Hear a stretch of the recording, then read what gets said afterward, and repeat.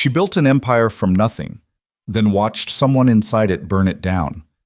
Sophia Bennett had survived hostile takeovers, industry rivals, and a board that never fully believed in her.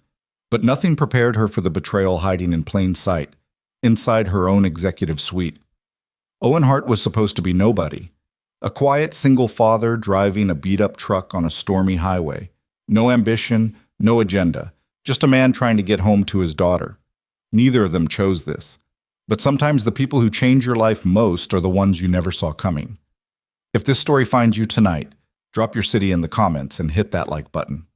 Let's see how far this one travels. The rain came down hard enough to blur the dividing lines between the highway lanes, the kind of rain that made people pull over and wait it out.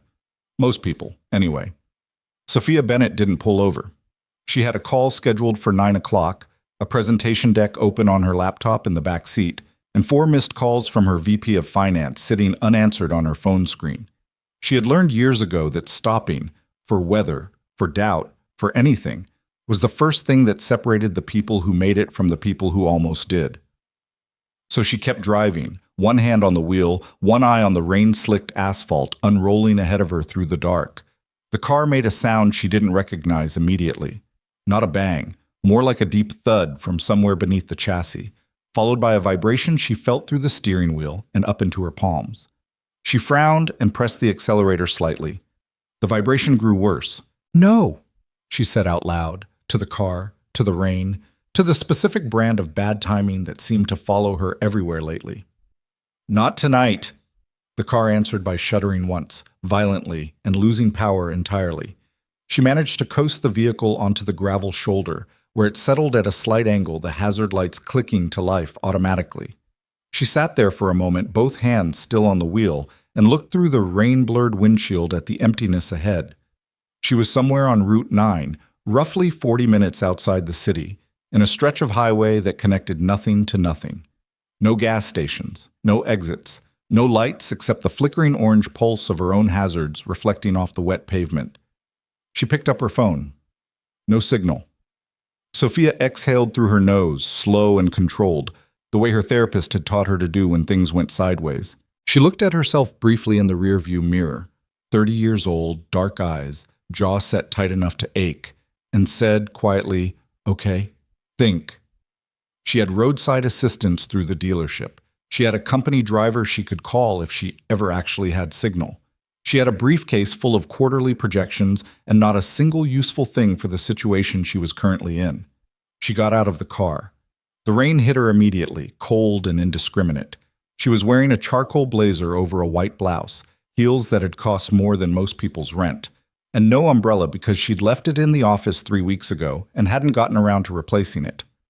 She walked around the car once, pointlessly, the way people do when they already know the situation is bad, but need a moment to confirm it. The front left tire was gone. Not flat. Gone. In the sense that it had separated cleanly from the rim, the rubber sitting uselessly against the wheel arch. Something in the suspension looked wrong too, though she couldn't name what specifically. She was not a mechanic. She was the CEO of Viridian Technologies, a company with 460 employees, 2 pending patents, and a merger negotiation that had kept her awake 3 nights running. None of that helped her here. She stood in the rain beside her broken car on a dark highway and felt, for the first time in a long time, genuinely stranded. Indeed, she heard the truck before she saw it. An older engine, slightly rough at idle, the kind of sound that came from something with real mileage on it.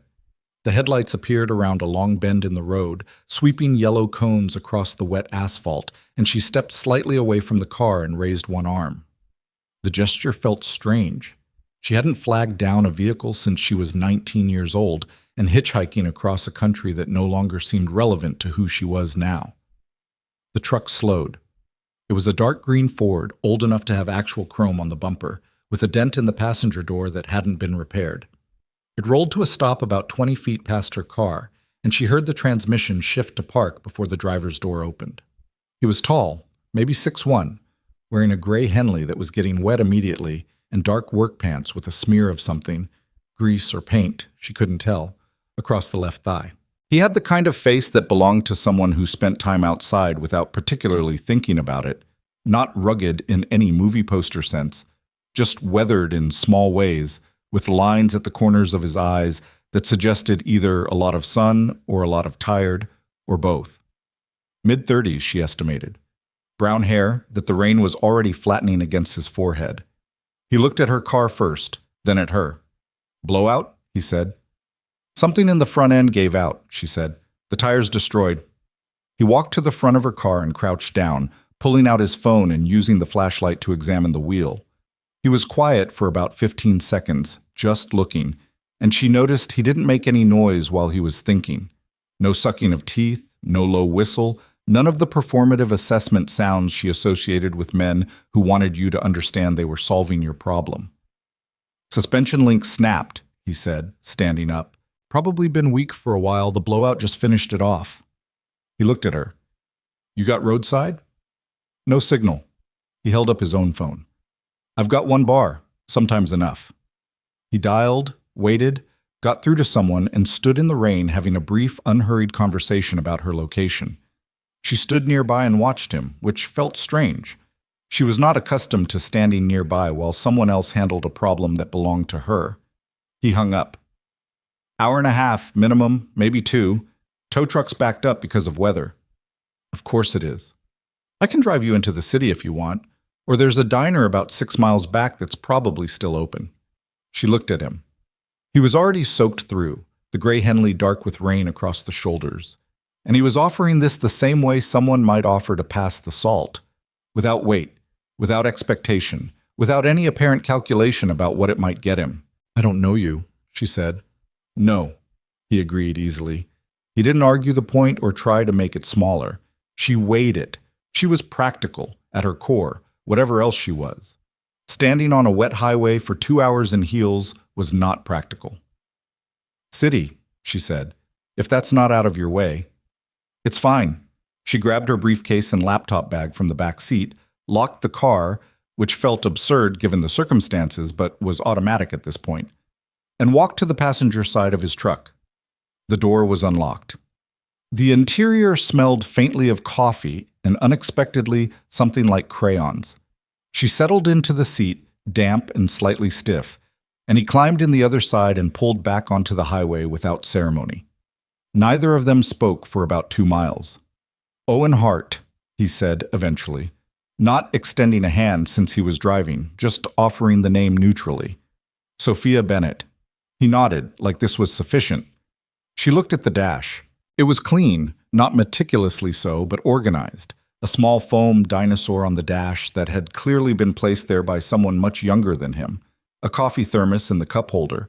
A charging cable coiled neatly beside it. "You have a kid," she said, nodding toward the dinosaur. "Daughter, 7.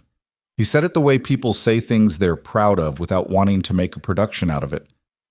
"She's with her grandmother tonight." "What's her name?" "Lily." Sophia looked back at the road. "That's a good name." "She chose it herself, technically. She was 4, we were reading a book, and she announced that was her name.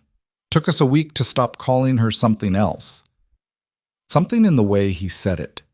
The small specificity of it, the week of adjustment, the way he clearly considered this a fine outcome, made something in Sophia's chest relax slightly, a loosening she wasn't expecting. "You live in the city?" she asked. "Borderline. Eastgate, technically. Consulting work mostly, so I can be flexible about the office piece." She turned to look at him briefly. "What kind of consulting?" "Operations, some financial restructuring, small to mid-sized companies mostly." He said it without inflation. Not what he'd done once, not what his resume said, just what he did. That covers a lot of ground. Most things do when you look at them close enough. She found herself looking at him again, more carefully this time. He was watching the road, the rain still heavy, both hands on the wheel, and there was something, she didn't have the word for it yet, something settled about him that she didn't often encounter in people her age. Most people she worked with at 30 were still moving fast, still performing slightly, still checking to make sure they were being seen. This man seemed neither concerned about being seen nor particularly avoidant of it. He was just there. "Were you heading to the city tonight?" she asked. "Before you stopped." "Hardware store," he said, "but they're closed by now." He didn't seem bothered. Lily's building something. She needs wood dowels. He paused. Tomorrow works just as well. Mshamt. They hit the city limits at 20 past 9, the lights coming up gradually ahead through the rain, and Sophia realized she didn't actually know where she was going. Her apartment was downtown, but she had a call at 9:15 and her laptop was in her bag, and what she actually needed was somewhere to sit and work for 2 hours while her assistant arranged a new car. "You can drop me here," she said. "Anywhere with a lobby, honestly." "There's a coffee place 2 streets over that's open until midnight," Owen said. "Good Wi-Fi if you need it." She blinked. "How do you know I need Wi-Fi?" "You've had your laptop bag on your lap since we left the highway." She looked down. He was right. She hadn't even registered doing it. He pulled over on Clement Street in front of a place called Ashwood Coffee, small lit windows, warm yellow light visible through the glass.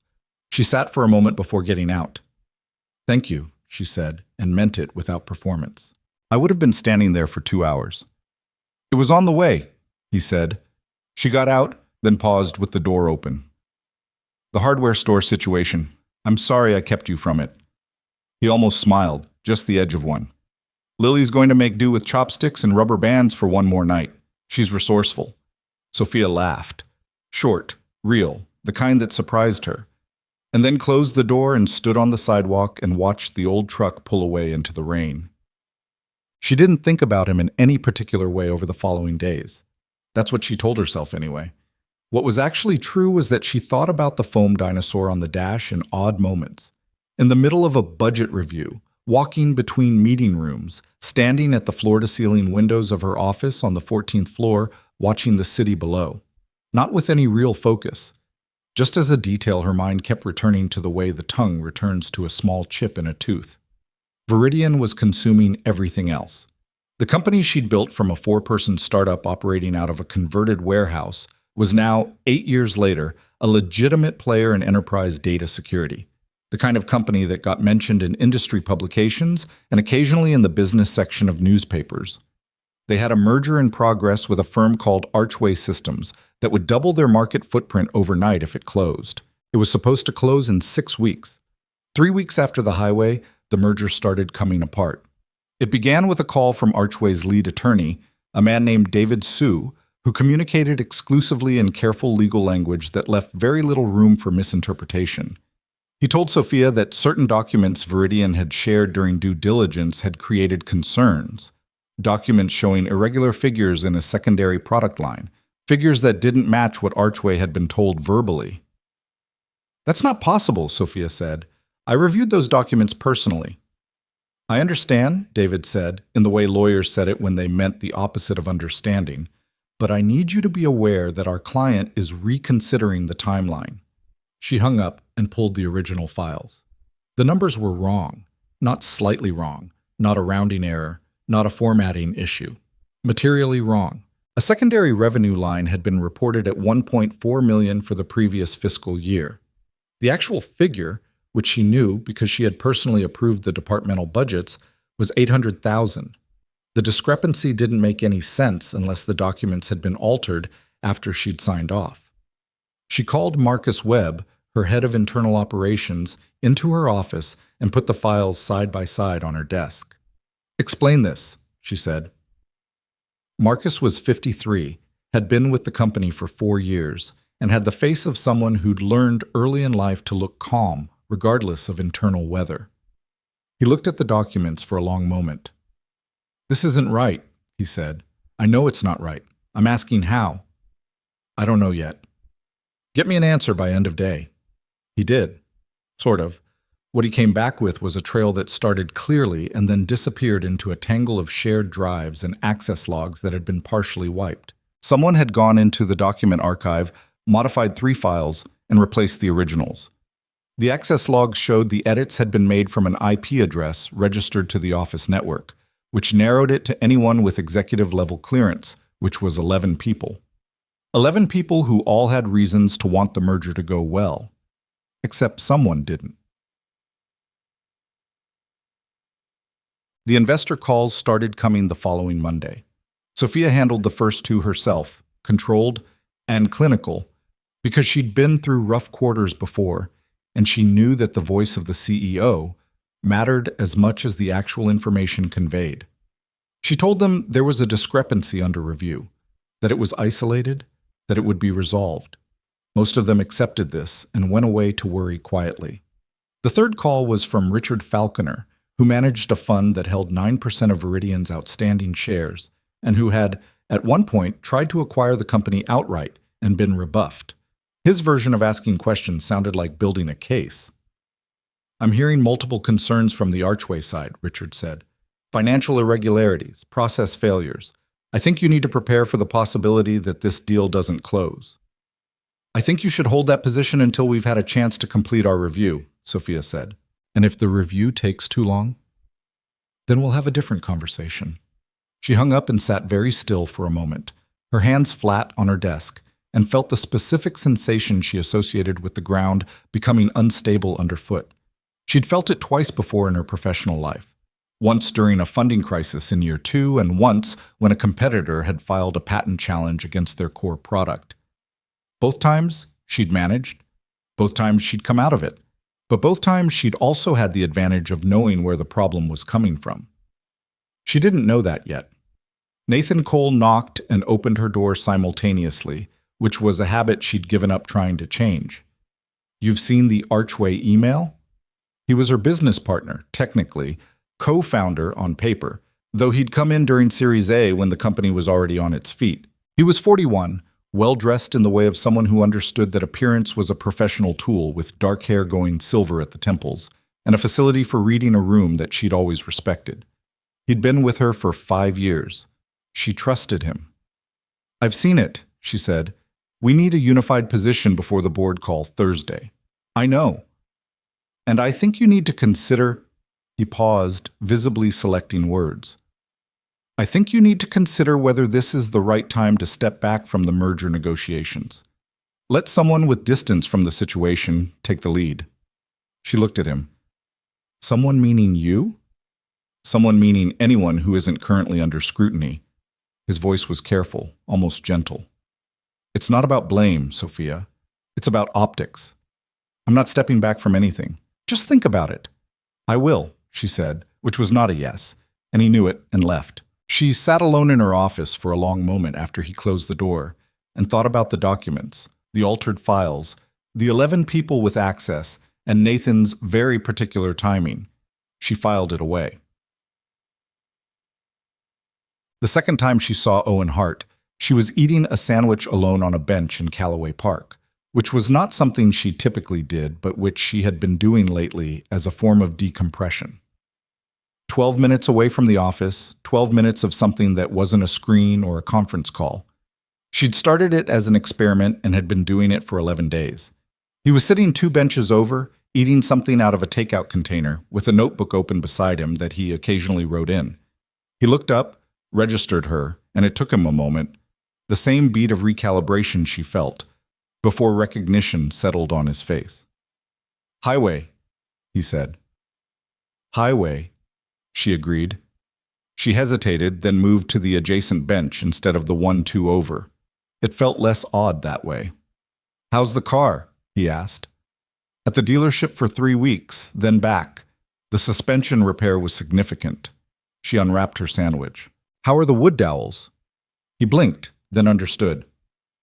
She ended up using a cardboard tube from a paper towel roll, built something that was supposedly a castle but looked more like a launch pad. "Resourceful," Sophia said.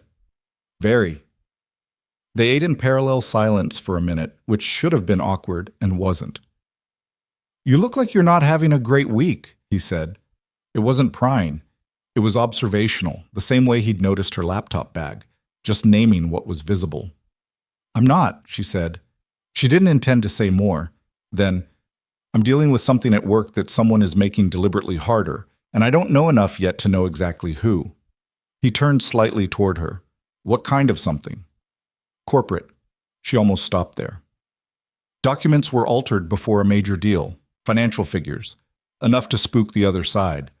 Someone with internal access did it."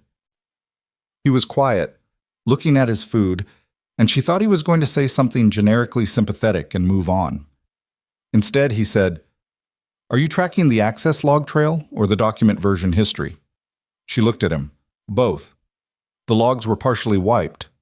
Partially is different from completely, he said. Depending on your system architecture, there's usually a secondary record in the backup protocol that doesn't get touched in a targeted wipe. Whoever did it was probably cleaning the primary logs and didn't think about the backup index. The level of specificity was unexpected enough that she stopped eating. How do you know that? Because I've seen it before. He picked up his takeout container again. Operations consulting. Sometimes that means helping companies figure out what happened after something goes wrong. Have you done that kind of forensic work? Some? She watched him, this man with the foam dinosaur and the work pants and the cardboard castle story, and felt the specific sensation of a mental category failing to hold someone. She had filed him as background, helpful stranger, highway, end of story. He was not that. My company is Viridian Technologies, she said. I know, he said. I recognized your name that night. I looked it up after. And you didn't mention it. Didn't seem relevant then. He looked at her directly for the first time in this conversation, steady and unhurried. Might be relevant now if you want it to be. She called him 3 days later. She had spent those 3 days telling herself she wouldn't, and then spent an afternoon trying to pursue the document trail through her own IT team and hitting the same walls, and then called him at 7 in the evening because she was practical, and he had offered something useful, and she was running out of options she trusted. He answered on the second ring. I want to take you up on what you mentioned in the park, she said. The backup index. I need someone outside my organization to look at it, and my instinct is that the problem is inside my organization. A pause. How many people know you're making this call? None. Good. Another pause. I can look at it. I'm not promising anything. I know. I'll need full access to the document management system, not just the files themselves. I can arrange that. And Sophia, he used her name carefully, not casually. If I find something that points to someone specific, what do you want to do with it? She had thought about this. Deal with it correctly, she said. Not quietly. Correctly. Okay, he said. Send me the system credentials. He came to the office the following Tuesday, early, before most of the staff arrived. Sophia met him in the lobby and noticed the way he took in the space, not impressed or unimpressed, just reading it, registering details the way someone does when they're building a map. He was wearing dark trousers and a collared shirt, which was a step removed from the Henleyan work pants and fit the setting without looking like he was trying to fit the setting. She gave him a temporary workstation in a small conference room she trusted was not bugged, and left him with the credentials and a coffee and a direct line to her extension. He called her back at 11:43. Come look at this, he said. She closed the door behind her and stood at his shoulder and looked at the screen. He'd found the backup index and had run a comparison between it and the primary document log, and the gap between them, the actions recorded in the backup that had been scrubbed from the primary, was sitting there on the screen in plain text, time-stamped and annotated. 3 sessions, he said, over 6 weeks. Each one accessed the same cluster of files, modified numerical data in the revenue tables, and then cleared the primary log. He pointed to a column on the right side of the screen. This is the machine ID each session was initiated from. They're all different machines. Smart, she said quietly. Smart, but not thorough. The backup index records the user authentication token, not just the machine. The token is the same across all 3 sessions. He scrolled down. Whoever did this has one set of credentials and accessed from different devices, probably to make the machine ID rotation look like routine distributed access. Can you trace the credentials? Already did. He clicked to another window. Authentication token belongs to a system account. Administrative access. The account name is... He turned slightly and looked at her. You're going to want to sit down. I don't want to sit down. He turned back to the screen. The account was provisioned 5 years ago when the company migrated systems. It was registered under a co-administrator during the migration. The name on the account is Nathan Cole. The room was very quiet. Sophia stood behind him and read the name on the screen and felt something very cold and very clear move through her. Not surprise, not entirely, because something in the back of her mind had been circling this since the conversation about optics. But the confirmation of it was different than the suspicion. The confirmation had weight. "He's going to deny it," she said. Her voice was level. "Probably. But there's more." Owen scrolled further. "The session logs show activity that doesn't match the documents I've looked at. There are files in the system I haven't been given access to, financial forecasting models, internal memos from the past quarter. I think there's more here than just the document alteration." She was quiet for a moment. "How long to pull it all together?" "Give me the rest of the day." She looked at him. "Why are you doing this?" He seemed to consider the question seriously before answering. "Because you asked me to," he said, "and because it's the right thing to do." He said it without ceremony, the way you might say it's raining or the coffee's hot, and the simplicity of it was somehow more striking than anything elaborate would have been. She left him to work and went back to her office and sat down and looked at the city outside her windows and thought about Nathan Cole, who had been at her company for 5 years, who had been present for every milestone and every setback, who had shaken her hand when the first round closed and sat beside her on the flight to the Archway preliminary meetings, and who had, apparently, been carefully and methodically building the architecture of her undoing from the inside. The board vote was in 4 days. She pulled Marcus Webb aside that afternoon, alone, away from the office, in a parking garage that was sufficiently anonymous. "I need to know if Nathan has been in contact with any board members outside of scheduled communications," she said. Marcus looked at her steadily. He was one of the 11 people with executive access. He was also one of the people she'd decided to trust, based on nothing more than instinct and 5 years of watching him operate, and she was aware of how fragile that basis was. "How specific of an answer are you looking for?" "Specific enough to know if he's been working a vote." Marcus was quiet. Then, 3 days ago, I walked past the small conference room on 16, Nathan and Richard Falconer. The door was almost closed. He paused. "I didn't hear the conversation. I kept walking." Sophia said nothing. "Sophia." His voice lowered. "What's happening?" "I'll tell you Thursday," she said, "before the board call." She went back upstairs and sat down with Owen's preliminary findings and a yellow legal pad and spent the next 3 hours building the architecture of what Thursday was going to look like. Every piece of evidence, every sequence, every person in that room and what they needed to hear and what they were predisposed to believe. She knew boardrooms.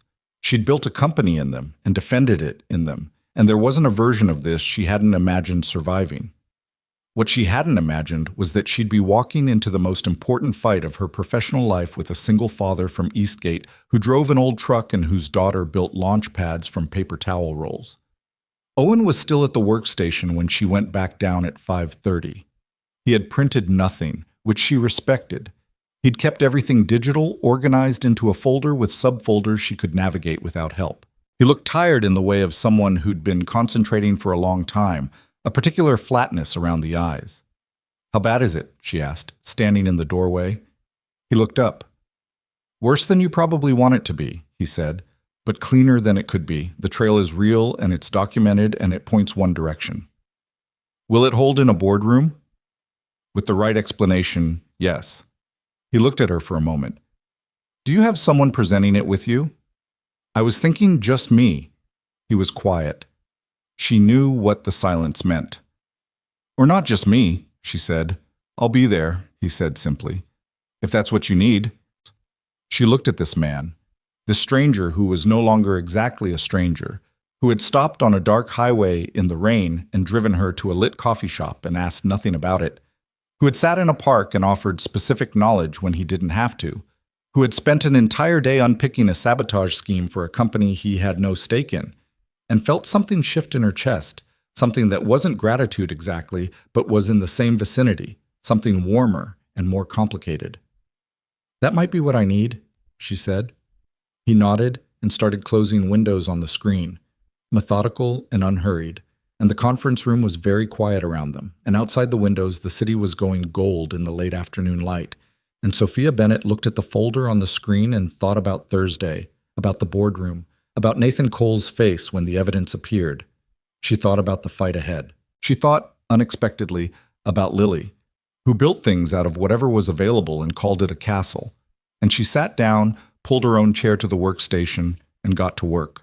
Owen stayed until 7, not because she asked him to, but because there were 3 more document clusters he wanted to verify before Thursday, and he was the kind of person who finished what he started even when nobody was watching to appreciate it.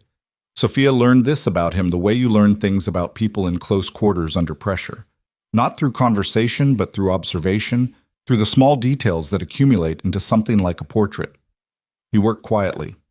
He didn't narrate his process or check whether she was impressed by it. When he found something significant, he flagged it and moved on. When he hit a dead end, he backed up without complaining about the detour. He drank his coffee cold without commenting on it. At one point his phone buzzed and he glanced at it. Something shifted in his face, something softer, and he sent a quick text and put it down. "Lily?" she asked. "Bedtime check-in," he said, and went back to the screen. She found herself watching him at odd moments throughout the afternoon and having to redirect herself back to her own work. It wasn't the right time for whatever that impulse was, and she knew it, and she redirected it efficiently and moved on. She was good at that. At 7, he packed up his notes, all digital, nothing printed, and stood and stretched, the kind of full-body stretch that came from hours at a desk, and said, "I'll have the full summary ready Wednesday morning. That gives you a day to read it and prepare before Thursday." "I appreciate it," she said. He picked up his jacket from the back of the chair. "How are you feeling about the board?" She thought about giving him the professional answer. Measured, confident, strategically appropriate. Instead, she said, "Like, I'm about to find out which people in that room were actually on my side." He looked at her for a moment. "That's always the useful information," he said, "even when it's not what you hoped for." She walked him to the elevator and stood in the hallway after the doors closed and thought about that sentence for the rest of the night. Wednesday arrived gray and humid, the kind of morning that made the city feel slightly compressed, like everything was closer together than it should be. Sophia was at her desk by 7, which was normal for her, but the folder Owen had sent at 6:47 was open on her screen before she'd even finished her first coffee, which was not normal for anything. She read it twice, carefully. It was not just the document alteration. That was the visible surface of it. What Owen had found underneath was something more patient and more deliberate. Over a period of roughly 8 months, Nathan had been systematically seeding doubt about Sophia's decision-making in communications with 3 board members, 2 of whom sat on the Compensation and Governance Committee, one of whom was Richard Falconer. The communications themselves weren't in writing, which was smart, but the pattern was visible in the downstream effects. Meeting minutes that reflected concerns never raised in full sessions, a governance review request filed in January that had bypassed the standard process, an agenda item for Thursday's board meeting that Sophia had not approved or been informed of. The agenda item was titled Executive Leadership Continuity Review. She sat with that phrase for a long moment. It was the kind of corporate language that meant exactly what it sounded like, while pretending to mean something procedural and neutral. Nathan wasn't just trying to tank the merger, he was trying to remove her. She picked up her phone and called Owen. He answered on the 3rd ring. She could hear ambient noise in the background, but outdoor sound, maybe a parking lot or a street. "Did you read the section on the governance committee?" she asked. "I did." "He's going for the chair." "Yes," Owen said. There was a pause. "How long do you have before the board call?" "It's an in-person meeting. Tomorrow at 9. "Then the document alteration evidence is only part of what you need. You need to be able to explain the full scope of what he's been doing, not just the files." He paused again. "Do you have anything in writing from the board members he's been working? Any emails? Anything that shows they were receiving his version of events?" "I have access to board correspondence."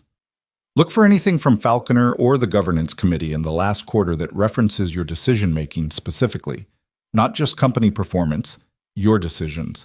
If he's been running a narrative, it'll show up in how they phrase their concerns." She was already pulling up the archive on her second monitor. "I see it," she said after a minute. She'd found 3 separate emails from Falconer to the board chair in the past 8 weeks. All 3 referenced concerns about strategic alignment at the executive level. One of them used a phrase, erratic risk posture, that she had never heard attributed to her from any external analysis. It had come from somewhere internal. It had come from Nathan. He fed Falconer language, she said. Yes. She set the phone on the desk and stared at the screen. 8 months. She was reconstructing 8 months of very careful, very patient work directed entirely at dismantling her credibility from the inside, and the person doing it had sat across from her at strategy sessions and given presentations to her staff and eaten lunch with her twice a week in the executive dining room. She had told him things. She had trusted his read on people and situations because his read was usually good. Of course it was good. He'd been watching everything closely for a long time. She picked the phone back up. Owen? Yeah. How did you figure out it was him before I saw the name? What made you look at the admin account? A pause. Because the wipe was too clean for someone who just wanted to alter a file. Someone who's nervous makes a mess. Whoever did this had time, access, and a plan. That narrows the field to someone who's been comfortable in the system for years and doesn't expect to get caught. He was quiet for a moment. And the timing of the governance review request. January, 6 months into the document trail. That's not opportunistic. That's someone following a schedule. You've seen this before. Once, he said. Different industry, similar pattern. He didn't elaborate and she didn't push. I need you in that room tomorrow, she said. I know. I mean, as a witness to the evidence. Someone who can confirm the methodology of how the backup logs were recovered and interpreted. I understand, he said. I'll be there. She hung up and looked at the board correspondence and thought about Nathan Cole with something that wasn't quite anger and wasn't quite sadness. It was the cold, clarifying feeling of understanding a situation completely and knowing what needed to happen next. She didn't sleep well that night. This was not unusual when something significant was approaching, but Wednesday night was worse than typical. She lay in the dark of her apartment and ran scenarios, which was a habit she'd had since business school and had never fully unlearned. Most scenarios ended with her keeping the company. Some didn't. She played the ones that didn't several times, the way you press on a bruise to understand its edges. At 2 a.m, she got up, made tea she didn't particularly want, and stood at the kitchen window looking at the city below. Her apartment was on the 18th floor and faced west, and at this hour the city was a different version of itself. Quieter, the traffic reduced to long intervals between headlights, the lights of other apartments forming a grid that looked, from here, almost peaceful. She thought about what Owen had said in the park, partially as different from completely. It was the kind of sentence that was about documents, and also about something else entirely, the kind of thing you said about systems, and also about people, about trust and damage, and what could still be recovered. She thought about Lily, age 7, who had apparently renamed herself and expected the world to adjust. She thought about the board meeting in 7 hours. She went back to bed at 3, slept until 5:30, and was in the office by 6:45.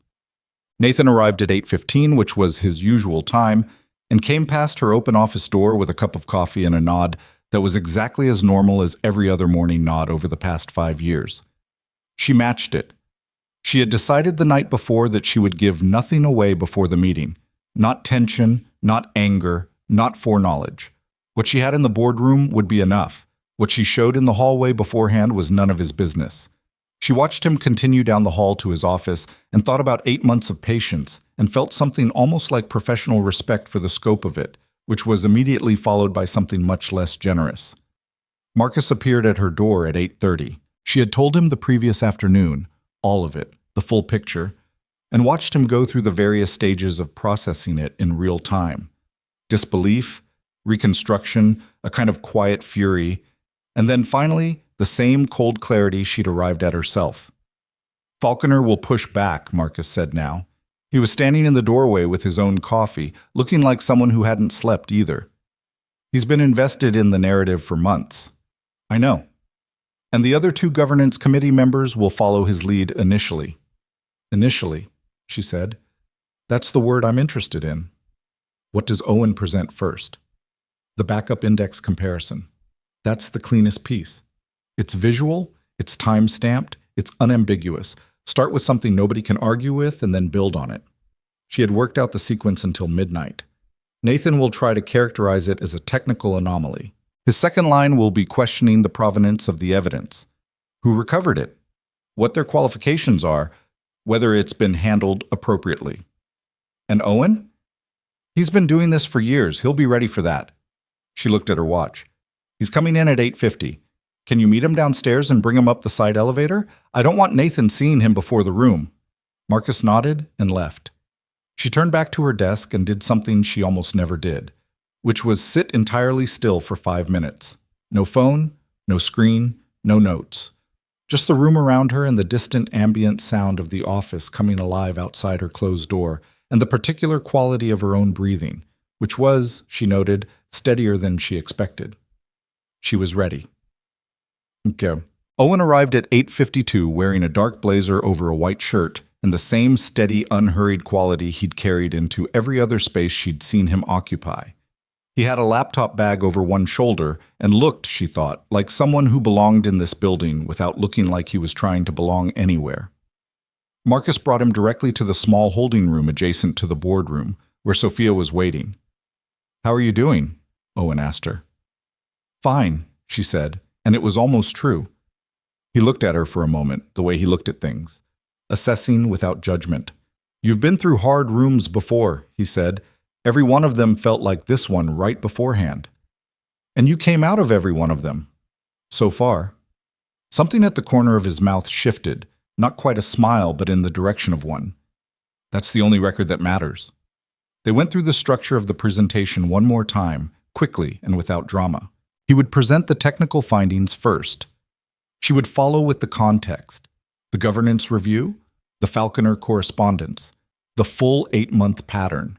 If Nathan challenged the methodology, Owen would address it directly. If Falconer challenged the relevance, she would read him his own emails back. "One more thing," Owen said, looking at her. "When Nathan responds, and he will, loudly, probably, don't respond to the emotion. Respond to the substance. Let him be the one raising his voice." "I know how to run a boardroom," she said. "I know you do," he said, without apology.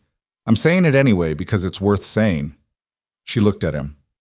"Okay," she said. "Fair enough." The board of directors of Viridian Technologies was composed of 7 people. 3 were independent members. 1 was Richard Falconer, representing his fund. 2 were internal, Sophia and Nathan. The 7th was Eleanor Park, the board chair, a woman in her mid-60s who had built and sold 2 companies of her own and who held the position with the specific authority of someone who had nothing left to prove. They filed in at 9 exactly. Sophia had learned over the years to read a boardroom by the way people sat down, who chose the seats nearest the chair, who positioned themselves for exit, who made eye contact and who avoided it. This morning, Richard Falconer sat at Eleanor's right, which was deliberate, and he looked at Sophia with the pleasant, neutral expression of someone who had already decided what was happening today. Nathan sat across from her, 3 seats down, and opened a leather portfolio and clicked his pen and did not look up. Eleanor opened the session with the standard agenda review and then paused. "We have a matter raised by Ms. Bennett that she's indicated requires priority consideration before we move to scheduled items." She looked at Sophia. "The floor is yours." Sophia stood. "Thank you, Eleanor. Before I begin, I've asked Owen Hart, an independent forensic operations consultant, to present findings from a review of Viridian's document management system." "Mr. Hart." Owen stood at the far end of the table and connected his laptop to the room's display without preamble or introduction beyond his name. The first slide was the backup index comparison. 2 columns, the primary log and the backup index, with the discrepancies highlighted in a color that was visible even from the far end of the room. He walked through it methodically. 3 sessions, 6 weeks, matching authentication tokens across different machines, the connection to the altered financial documents submitted to Archway Systems. He didn't editorialize, he didn't frame. He put the data on the screen and explained what it showed in plain language and then stopped talking. The room was quiet. Falconer was the first to speak. "What's the source of this data? Who authorized access to internal system logs?" "I did," Sophia said, "as chief executive." "For an external party?" "For an independent reviewer, yes, which is within my authority." She didn't wait for his follow-up. Mr. Hart, can you speak to the integrity of the extraction process? Owen addressed the methodology question for 2 minutes, the same way he'd addressed everything else, without drama, without defensiveness, with enough technical specificity to make it clear that the process had been clean and that challenging it would require a level of technical knowledge none of the board members present currently had. Falconer's expression shifted subtly. He was recalibrating. Nathan hadn't spoken yet. Sophia moved to the second part. She pulled up the governance review request. The dates? The board correspondence? She read 2 passages from Falconer's emails, not unkindly, just factually. The phrase erratic risk posture, the phrase strategic alignment concerns, both of which she noted were absent from every external performance review and investor communication in Viridian's history, and both of which had appeared in board communications immediately following private meetings between Nathan Cole and Richard Falconer. Falconer said, "Those communications reflect genuine—" "Richard," Eleanor said quietly. Just the name. He stopped. Nathan looked up for the first time. His face was doing something complicated, the first visible sign of the controlled exterior cracking, which Sophia noted and filed without satisfaction. "This is a mischaracterization," Nathan said. His voice was level, which cost him something. She could see the cost. "The system records are ambiguous. An external reviewer can frame data to support whatever narrative the person who hired them is pursuing." "That's a specific accusation," Eleanor said, looking at Owen. "It is," Owen said, "and I'd welcome a second independent review of the same data. The extraction is documented and reproducible. If the board wants to commission a parallel analysis, the results will be identical." He looked at Nathan. "The authentication token is what it is. It was provisioned under your name. The sessions happened during business hours from devices registered to this building." Nathan opened his mouth. Owen continued without raising his voice. "I'm not presenting a theory. I'm presenting a record. If there's an alternate explanation for how your authentication credentials appeared in 3 separate document modification sessions, we're all listening." The room was very still. Nathan's jaw tightened. He looked at Sophia. Something in his expression was no longer controlled in the same way. There was something raw underneath it, and she realized, with a clarity that surprised her, that part of what she was seeing was not just exposure, but something almost like relief, the specific release of a person who has been maintaining a long lie and now no longer has to. He didn't offer an alternate explanation. Falconer said quietly, "Eleanor, I think we need to recess." "We need no such thing," Eleanor said. She was looking at Nathan with the expression of someone who had built 2 companies and knew exactly what a betrayal looked like when she saw it. "Nathan, do you have anything substantive to add?" The silence lasted 4 seconds. "I'd like to speak with legal counsel before I respond to any of this formally," Nathan said. Which was, Sophia knew, an answer.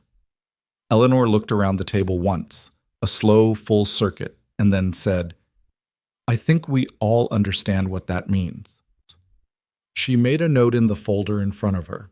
"The leadership continuity review item is removed from today's agenda. We'll take a 20-minute recess and reconvene to address the Archway situation and the path forward with full confidence in current leadership." She looked at Richard Falconer when she said the last part. Falconer said nothing. He was looking at his own notes as if they contained something very interesting. Sophia stood and walked to the water table at the side of the room, and Owen came to stand beside her, and for a moment neither of them spoke. Outside the floor-to-ceiling windows, the city went about its morning indifferently. Traffic, pedestrians, the ordinary machinery of a day that had no idea what had just happened in this room. "You were right," she said quietly, "about not responding to the emotion." "I know," he said. He poured himself a glass of water. "He was expecting you to get angry." "I noticed." "You didn't." "No." She looked at the room behind them, at the board members in low conversation, at Nathan Cole sitting at the table with his leather portfolio closed and his hands flat on it. He underestimated how long I've been waiting for this. Owen was quiet for a moment. "What happens to him now?" "Legal review. Probably termination today, investigation after." She paused. "He'll face real consequences, depending on what the investigation finds, potentially criminal ones." "And the merger?" Archway's attorney has been aware that we're conducting an internal review. Once I can demonstrate the source of the altered documents and that it was deliberate sabotage rather than organizational negligence, the deal has a basis for reopening. She picked up her own water glass. It won't be simple, but it has a path. Owen nodded. He was looking out the window at the city below, and she had the sense that he was thinking about something other than the boardroom, though she couldn't have said what. "Owen," she said. He looked at her. "I don't know how to fully thank you for this," she said. She meant it without sentimentality, which was the only way she could really mean things. "What you found, what you came in here and presented today, that was my company. 8 years of work. And without what you did this week, I was going to lose it." He looked at her steadily. "You weren't going to lose it. You were already looking in the right direction when you called me. Maybe. You knew something was wrong with the documents on the first day. You knew it was internal. You were already narrowing the field." He paused. "I just knew where to look." She thought about arguing the point and decided it was more useful to take the compliment the way it was offered, without inflation on either side. "What do you do now?" she asked. "After this?" "Go home," he said. "Lily's making pasta tonight. She's been practicing." He said it with this particular dry warmth of a parent describing something they consider both ridiculous and wonderful. She's very serious about it. The image of it, this man with his complicated, quietly remarkable history, going home to a 7-year-old who was serious about pasta, did something to the tension in Sophia's chest that 2 glasses of water and 20 minutes of debrief hadn't managed. "How is she?" Sophia asked. "Generally." He looked at her briefly, and something in his face acknowledged the question as slightly larger than it appeared. "She's good," he said. "She's a lot more okay than I probably give her credit for being. Kids usually are." "Yeah." He looked back at the window. "It took me a while to believe that." She wanted to ask what a while meant, how long the hard part had been, what it looked like to be on the other side of it. She didn't, because the recess was ending, and Eleanor Park was returning to her seat, and the room was reorganizing itself for the second half of a meeting that was going to require her complete attention. But she filed the question somewhere she could find it later. The reconvened session lasted 90 minutes. Nathan Cole left the room at the recess and did not return. His attorney arrived in the building at 11:15, and by noon an emergency HR process was underway that would result by end of day in a formal suspension pending investigation. 3 board members who had been positioned as recently as yesterday to support the leadership review vote shifted their positions entirely. Falconer was quieter than she had ever seen him in a board setting, which she interpreted correctly as someone recalibrating their relationship to a situation they had nearly gotten badly wrong. Eleanor Park, for her part, moved through the remainder of the meeting with the efficiency of someone who had seen this kind of thing before and knew that the way to handle it was to get back to work immediately. "The Archway situation," she said, when they reached it on the agenda. "What's the current status and what do we need to do?" Sophia walked them through it, the documented source of the altered figures, the communication she would send to David Sue and Archway's executive team today, the timeline for a corrected due diligence package, the basis for requesting a 30-day extension to the merger closing period, which Archway's counsel had already, informally, indicated they would consider. "You're confident in the path forward?" Eleanor asked. "Yes," Sophia said, not because everything was certain, but because certainty wasn't the metric. She was confident in the work, in the documentation, in her ability to make the case. That was what confidence actually meant. It won't be without friction. But the deal has substance on both sides and both parties know it. The disruption was manufactured. Once Archway understands that, the fundamentals reassert themselves. Eleanor looked at her for a long moment, the look of someone measuring something. "Good," she said. The meeting ended at 12:30. Sophia sat in the boardroom after the others had filed out, alone for the first time since 7 that morning. The room had the particular post-meeting quality of a space where something significant had just happened, and the air hadn't quite settled yet. She looked at the empty chair where Nathan had sat, and then looked away from it. She picked up her phone and typed a message to Owen, who had left at the end of the first session and was presumably halfway to wherever he was going. It held. They moved. "Archway conversation starts today. Thank you." His reply came back 4 minutes later. Good. Go eat something. You look like you forgot to this week. She laughed, alone in an empty boardroom, and it was the realest thing she'd felt in 3 days. She went and found her lunch. Knits. The days after were not quiet, but they were ordered, which was different. Ordered she could work with. The Archway communication went out Thursday afternoon. David Sue called Friday morning earlier than she expected, which she took as a sign that the explanation had landed. He was careful in the way lawyers were always careful, but the temperature of the conversation was different, less defensive, less adversarial. Archway wanted the deal. They had always wanted the deal. What they had not wanted was uncertainty about who they were getting into business with, and what the week's events had established, paradoxically, was exactly who Sophia Bennett was under pressure. She told David she would have a corrected documentation package by the following Wednesday. He said they would reconvene the following Friday. Marcus, who had been holding the operations side together through the entire week with the steady efficiency of someone you didn't fully appreciate until the crisis proved it, came into her office Friday afternoon and sat down without being invited, which was how she knew he needed to actually talk.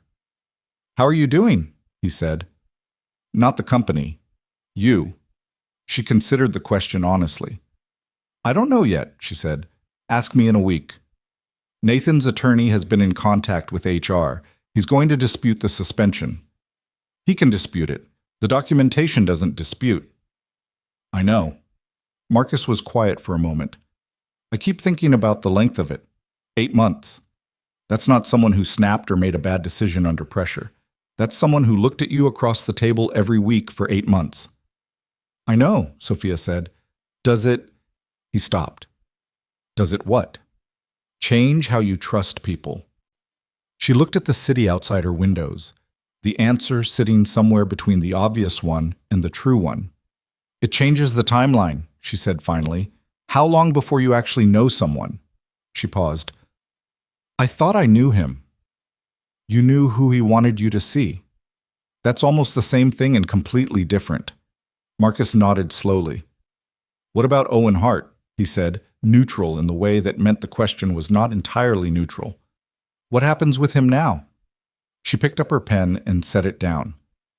I don't know yet, she said. That also asked me in a week. He accepted this and stood to leave, and at the door he stopped. For what it's worth, he said, he handled himself well in that room. Very well. I know, she said. After Marcus left, she sat for a while with the city and the late afternoon light, which had turned the glass buildings across the way into something briefly golden, and thought about the week that had just happened and the week before it, and the stormy highway that had started all of it, which felt, from here, like something from a different era, even though it was less than 2 months ago. She thought about a man who knew where the backup index was and how the authentication tokens worked, and also knew how to sit very still beside a 7-year-old who had been through things no 7-year-old should go through and come out of it with someone who renamed herself and built things from what was available. She had, she realized, been thinking about Lily almost as much as she'd been thinking about Owen. That was worth paying attention to. She packed up her desk at 6:15 and took the elevator down and walked out of the building into an evening that was cooler than the day had been, the city exhaling after the heat. And she stood on the sidewalk for a moment before she started moving. She had a company to save. She was already, quietly, saving it. And for the first time in longer than she could precisely remember, she didn't feel like she was doing it alone. The corrected documentation package went to Archway on Wednesday, as promised. Sophia had spent the better part of 3 days rebuilding it from the ground up. Not just correcting the altered figures, but documenting every number's origin, every projection's methodology, every assumption embedded in the financial models. It was more work than the original package had required, and it was also, she knew, the stronger version. The crisis had forced a thoroughness that the original timeline hadn't allowed for. She sent it at 11:47 Wednesday night and was asleep by 1, which counted as early by the standards of the past 2 weeks. David Sue called Friday morning at 9:15, which was 15 minutes after their scheduled time, and she spent those 15 minutes doing nothing in particular and not checking her phone, which required more effort than she would have admitted to anyone. The documentation is comprehensive, David said when he finally called. Our client's position has shifted. He paused, selecting words the way lawyers always did. There are still questions about organizational stability in light of the recent leadership changes, but the fundamental financial picture is sound and the proprietary concerns from the due diligence review have been addressed. What does your client need to move forward? She asked. A 30-day extension to the closing timeline, and a direct conversation between Ms. Bennett and Archway's CEO before the end of next week. I can do that, she said. She hung up and sat with her hands flat on her desk and let herself feel something close to relief, which she had been not allowing herself to feel for 2 weeks, because relief before the thing was actually resolved was a liability. Now it arrived, briefly and without fanfare, and she acknowledged it and moved on.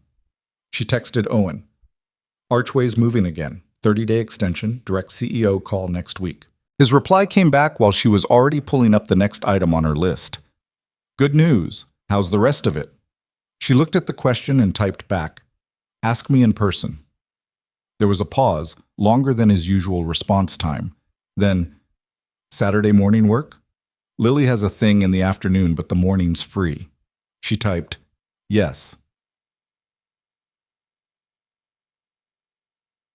She met them at a place called Birchwood, a neighborhood cafe in Eastgate that Owen had suggested. It was the kind of place that had been open for 20 years and showed it. The tables didn't all match. The menu was handwritten on a board that had been updated so many times the original chalk colors were indistinguishable, and the coffee was genuinely good in a way that had nothing to do with aesthetic effort. She arrived 5 minutes early and took a corner table and watched the door. Owen came in at 10:05, with Lily slightly ahead of him, which seemed to be the natural order of things. Lily was 7 and looked it, small, with dark hair pulled into a ponytail that was already coming partially loose, wearing jeans and a yellow shirt with a small iron-on patch of a rocket ship on the sleeve, which Sophia noticed immediately.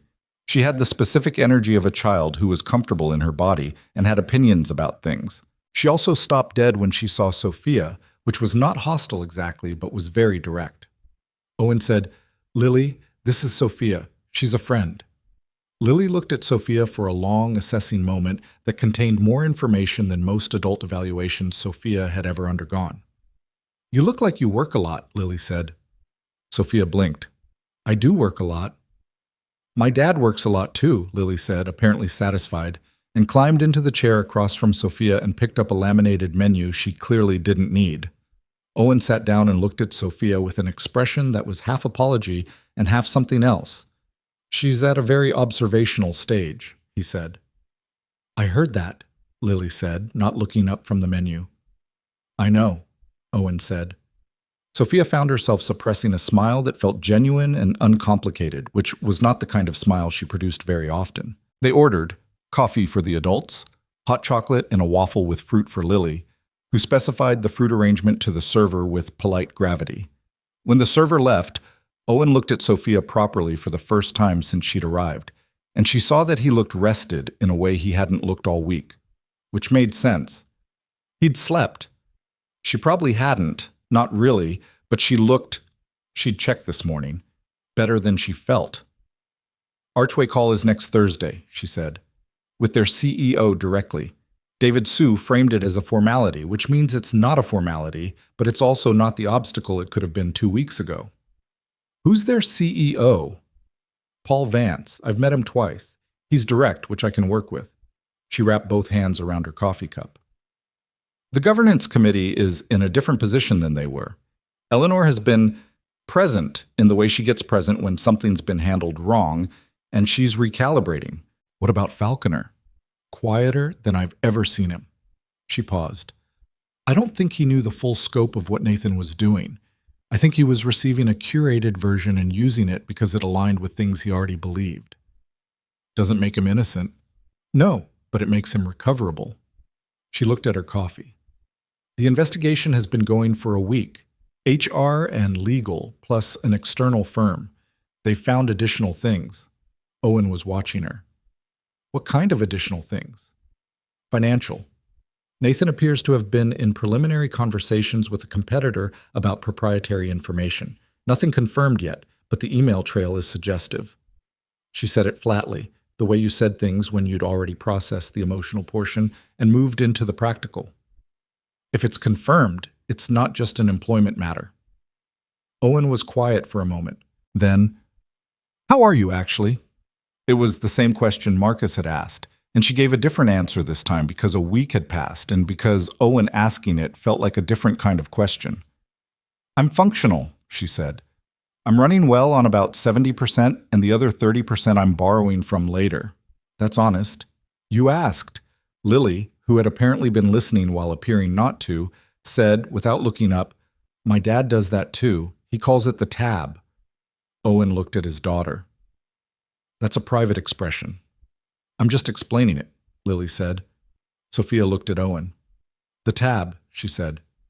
He rubbed the back of his neck.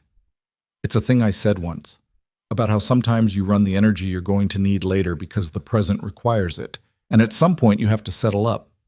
He looked mildly uncomfortable about having this explained in front of him. "It's not a very sophisticated concept." "It's exactly right," Sophia said. He looked at her. "Feeling like the tab's getting long?"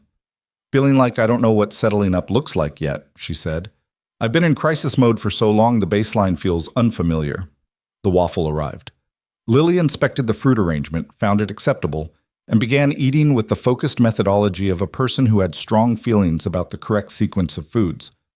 Owen watched her for a moment with the particular expression parents wore when they were observing their children doing something ordinary, not sentimental, just attentive, like they were committing it to somewhere deeper than memory. Sophia watched him watching Lily, and something in the image settled into her awareness with more weight than she was ready for. She looked away. They stayed at Birchwood for 2 hours, which was longer than any of them had mentioned planning to. The conversation moved in the way of conversations between people who are still learning the shape of each other. Not linearly, but by association and tangent, covering ground in no particular order.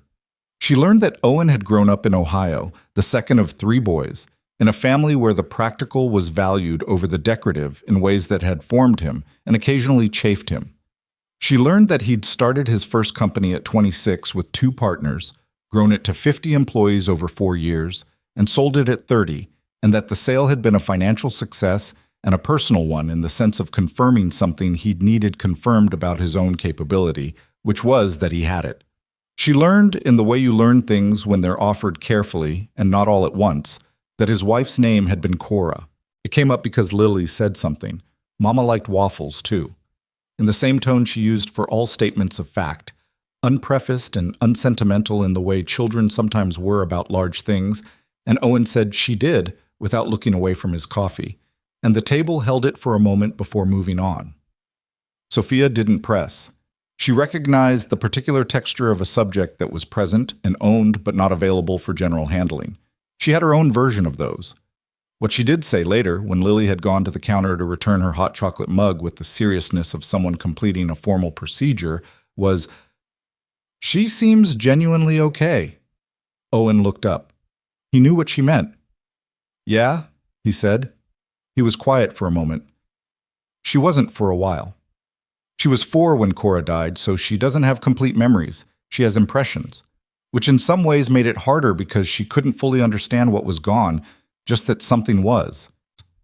He set his coffee down. "She went through a stretch where she didn't talk much. Not a clinical thing, she just went internal. For about 6 months. What changed? She found things she wanted to make," he said. "The building stuff. And she got mad one day about something completely unrelated. I think I gave her the wrong cereal. And the mad just broke through and she's been talking ever since." He paused. "I was more relieved about the cereal argument than I've been about most things in my professional life." Sophia looked at him. She named herself. 2 months after she started talking again, he said. "I don't know if it was connected, but the timing is what it is." Lily came back and climbed into her chair and announced they needed to leave by 12:15 because her Saturday afternoon thing started at 1, and she needed to change her shirt, which was non-negotiable. "What's the thing?" Sophia asked her. "Building club," Lily said. "We're making a bridge that can hold weight. Mine is going to hold the most." "How do you know?" Lily looked at her with the expression of someone who considered this a genuinely unnecessary question. "Because I practiced," she said. Owen caught Sophia's eye over Lily's head, and this time he did smile. Not the edge of one, a real one. and it did something to the room that Sophia was not going to think about right now. They walked out together onto the Saturday morning street, the Eastgate neighborhood going about its weekend business around them. A farmer's market 2 blocks over, the distant sound of a youth soccer game from somewhere in the park, a quality of light that belonged specifically to late spring mornings in cities where people still lived at street level. Lily walked ahead to look at something in a shop window. "Thank you for today," Sophia said. Owen was watching Lily. She was fine with it, if that's what you're wondering. It was one of the things I was wondering. He looked at her sideways. What were the others? She thought about how to answer that honestly without saying too much too soon, because she was good at knowing when too soon was too soon. Whether this was just professional courtesy, she said, meeting like this. He was quiet for a moment. He was, she had learned, a person who didn't speak to fill silence. "No," he said, "it's not just professional courtesy." It was a simple sentence. It didn't come with an addendum or a qualification or a follow-up that softened it. He said it, and it sat there, and she let it sit there and didn't say anything in return, because sometimes the right response to a simple, true thing was just to receive it. Lily turned around from the shop window and called, "Dad, they have the paint pens in the good colors." "We're not buying paint pens today," he said. "I'm not asking you to buy them. I'm informing you they exist." "I am informed," he said. Sophia laughed, and Owen looked at her, and for a moment the three of them stood on the Saturday sidewalk in the Eastgate morning light, and nothing about it felt like what it was, which was the beginning of something neither of them had been looking for, and neither of them, she thought, was going to be able to stop. The next 3 weeks had a different quality than the 3 before them. The crisis was not over. It had extended roots she was still finding, but the acute phase had passed, and what remained was recovery work, which required a different kind of stamina. Sophia was better at emergency operations than she was at the long, undramatic grind of rebuilding, but she was not bad at the grind, and she knew how to pace herself through it. The Archway call with Paul Vance went as well as anything had gone in a while. He was, as she'd said, direct, and he asked her one question she hadn't fully anticipated, which was, "What failed in your internal oversight that allowed this to happen for 8 months?" And she gave him the true answer, which was that her trust in her co-founder had created a blind spot she hadn't had the structure to compensate for. He respected the honesty enough to say so, which she respected in return. The 30-day extension held. The merger conversation moved forward on a revised timeline. Nathan's investigation produced the suspected evidence of competitive contact, 3 emails and a preliminary meeting with a firm called Corten Analytics that competed directly with Viridian in the enterprise security space. The content of the emails was specific enough that HR moved from suspension to termination, and the external law firm issued findings that were forwarded to state attorneys for review. Nathan retained counsel and went quiet, which was not the same as going away, but it was, for now, sufficient. Sophia came into the office one morning and found that the absence of his name on the executive floor directory had already been processed, just a blank space where the nameplate had been. She looked at it for a moment and went to her own office and started the day. Through all of it, she and Owen talked, not constantly, not in the way of people who had formalized something and were performing the maintenance of it, but regularly and with increasing ease. Texts during the workday, calls on evenings when Lily was asleep, and he had the specific free-float quality of a parent with a quiet house. Twice more in person. Once a quick coffee near her office, once dinner at a small Italian place where the food took a long time and neither of them minded. She learned things about him in pieces, the way you learn things about people who were careful with information, not out of deception, but out of a genuine sense that information should be earned before it was offered. She learned that he'd walked away from his company, not cleanly but messily. That the year after Cora died had included a period where he made decisions he wasn't proud of, professional and personal, and that the consulting work was partly what he'd built in the aftermath of clearing the debris. He said this without self-pity and without excessive analysis, which she found easier to receive than either would have been. She told him things in return. About the years before Viridian, the ones that had formed her in ways she didn't always acknowledge. A family with money and expectations, and a specific version of success they'd been disappointed she hadn't pursued. About the founding of the company, which had been motivated partly by genuine vision and partly by a need to prove something to people who probably didn't deserve the energy. About the loneliness of the CEO position, which was structural and not personal, the way it put you on one side of a glass from everyone who worked for you, no matter how much you wanted otherwise. He listened to all of it without trying to fix it. She noticed that. She noticed it because most people, when you told them something hard, wanted to hand you a solution or a reframe or a better way of looking at it. Owen just listened until you were done and then responded to what you'd actually said, not to the version of it he could resolve more easily. It was, she thought, one of the more unusual qualities she'd encountered in a person. The thing that shifted the center of gravity between them happened on a Thursday evening, unremarkably. She was working late, routine by her standards, and had been on a call with Marcus and the external investigation firm for 2 hours, and was tired in the specific way of someone whose brain had been running at full capacity and needed to stop. She was sitting at her desk at 8:30, looking at a document she was no longer fully processing when her phone rang. "Owen." "I know it's late," he said when she answered. "It's fine. I'm still here." I figured. She could hear in the background the specific quiet of an Eastgate evening, not silent but contained. "Lily made pasta again tonight. She said to tell you it was better than last time." Sophia felt something genuinely warm move through the center of her chest. "She said to tell me specifically?" "She asked if I was going to talk to you tonight, and when I said maybe, she said, 'Tell her the pasta was better.'" "So," a pause. "The pasta was better." Sophia leaned back in her chair and looked at the ceiling. What did she improve? Less salt, and she let it boil longer. She was very serious about the boiling time. That's the right instinct. "You cook?" "I used to." She looked at the city outside her window, dark now except for the lights. "I stopped having the time somewhere around year 4 of the company. I eat well, I just don't make it." She paused. "I miss it sometimes. There's something about cooking that's mechanical in a useful way. You follow steps and the thing happens. Unlike most things." "Unlike most things." She was quiet for a moment. "Owen."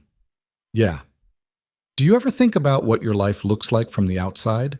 Like if you described it to someone who didn't know you?" He considered this. "Sometimes." "Why?" "I was thinking about how I would have described you if someone had asked me 6 weeks ago, after the highway, but before everything else. I would have said, single father, small consulting business, drives an old truck, seems like he has his head on right." She paused. "And now I know that description is accurate, and also almost completely beside the point." He was quiet on the other end of the line. "You were the most important person in the room that day," she said. "In the boardroom. Not because of the evidence, though the evidence was what saved the deal, but because you were the only person in there who didn't want anything from the outcome except the right thing to happen." "I wanted you to win," he said. "That's different from wanting something from you." "Yeah," he said. "It is." Another silence, the comfortable kind. "How's Lily with this?" Sophia asked. "With you talking to someone. She's perceptive enough that she's noticed." "She noticed a while ago," he said. "She doesn't have a vocabulary for what to do with it yet, but she's watching." "Is that hard for her?" He thought about it honestly. "I think she's deciding whether to be okay with it," he said. "She does that. She doesn't react to things immediately. She goes away and considers and then comes back with a position." He paused. "She came back with a position on you being at breakfast last Saturday." "What was the position?" "She said you were smart and you didn't talk down to her," he said, "which is high praise. I'm taking it as such." "You should." She heard him exhale, slow. "Sophia, I want to be honest with you about something." "Okay." "I've been careful," he said.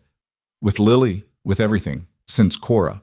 Not because I decided to be, just because it happened and it was easier than the alternative, and at some point careful became the default." He paused. "I'm telling you this because I noticed that it's less of a default lately, and I think you should know I noticed that." She sat very still at her desk. The city glittered outside the window. "I hear you," she said. "I'm not telling you I know what it means yet." "I know. I just think you should know it." "I do know it," she said. "And for what it's worth, I'm careful too. Different reasons, same result." She looked at the document on her screen without seeing it. I've been thinking about coming to Eastgate again. Saturday, he said, if you want. Lily's bridge project has moved to phase 2, apparently. Does she know how many people are rooting for the bridge? She would find that information appropriate, he said. She expects to be rooted for. Sophia laughed, and it was the honest kind, the kind that didn't require any management.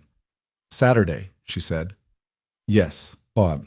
She came on Saturday, and the bridge was a 3-span design built from balsa wood and craft wire and a meticulous amount of considered geometry spread across the kitchen table with a ruler beside it and 3 reference drawings Lily had made herself in her notebook.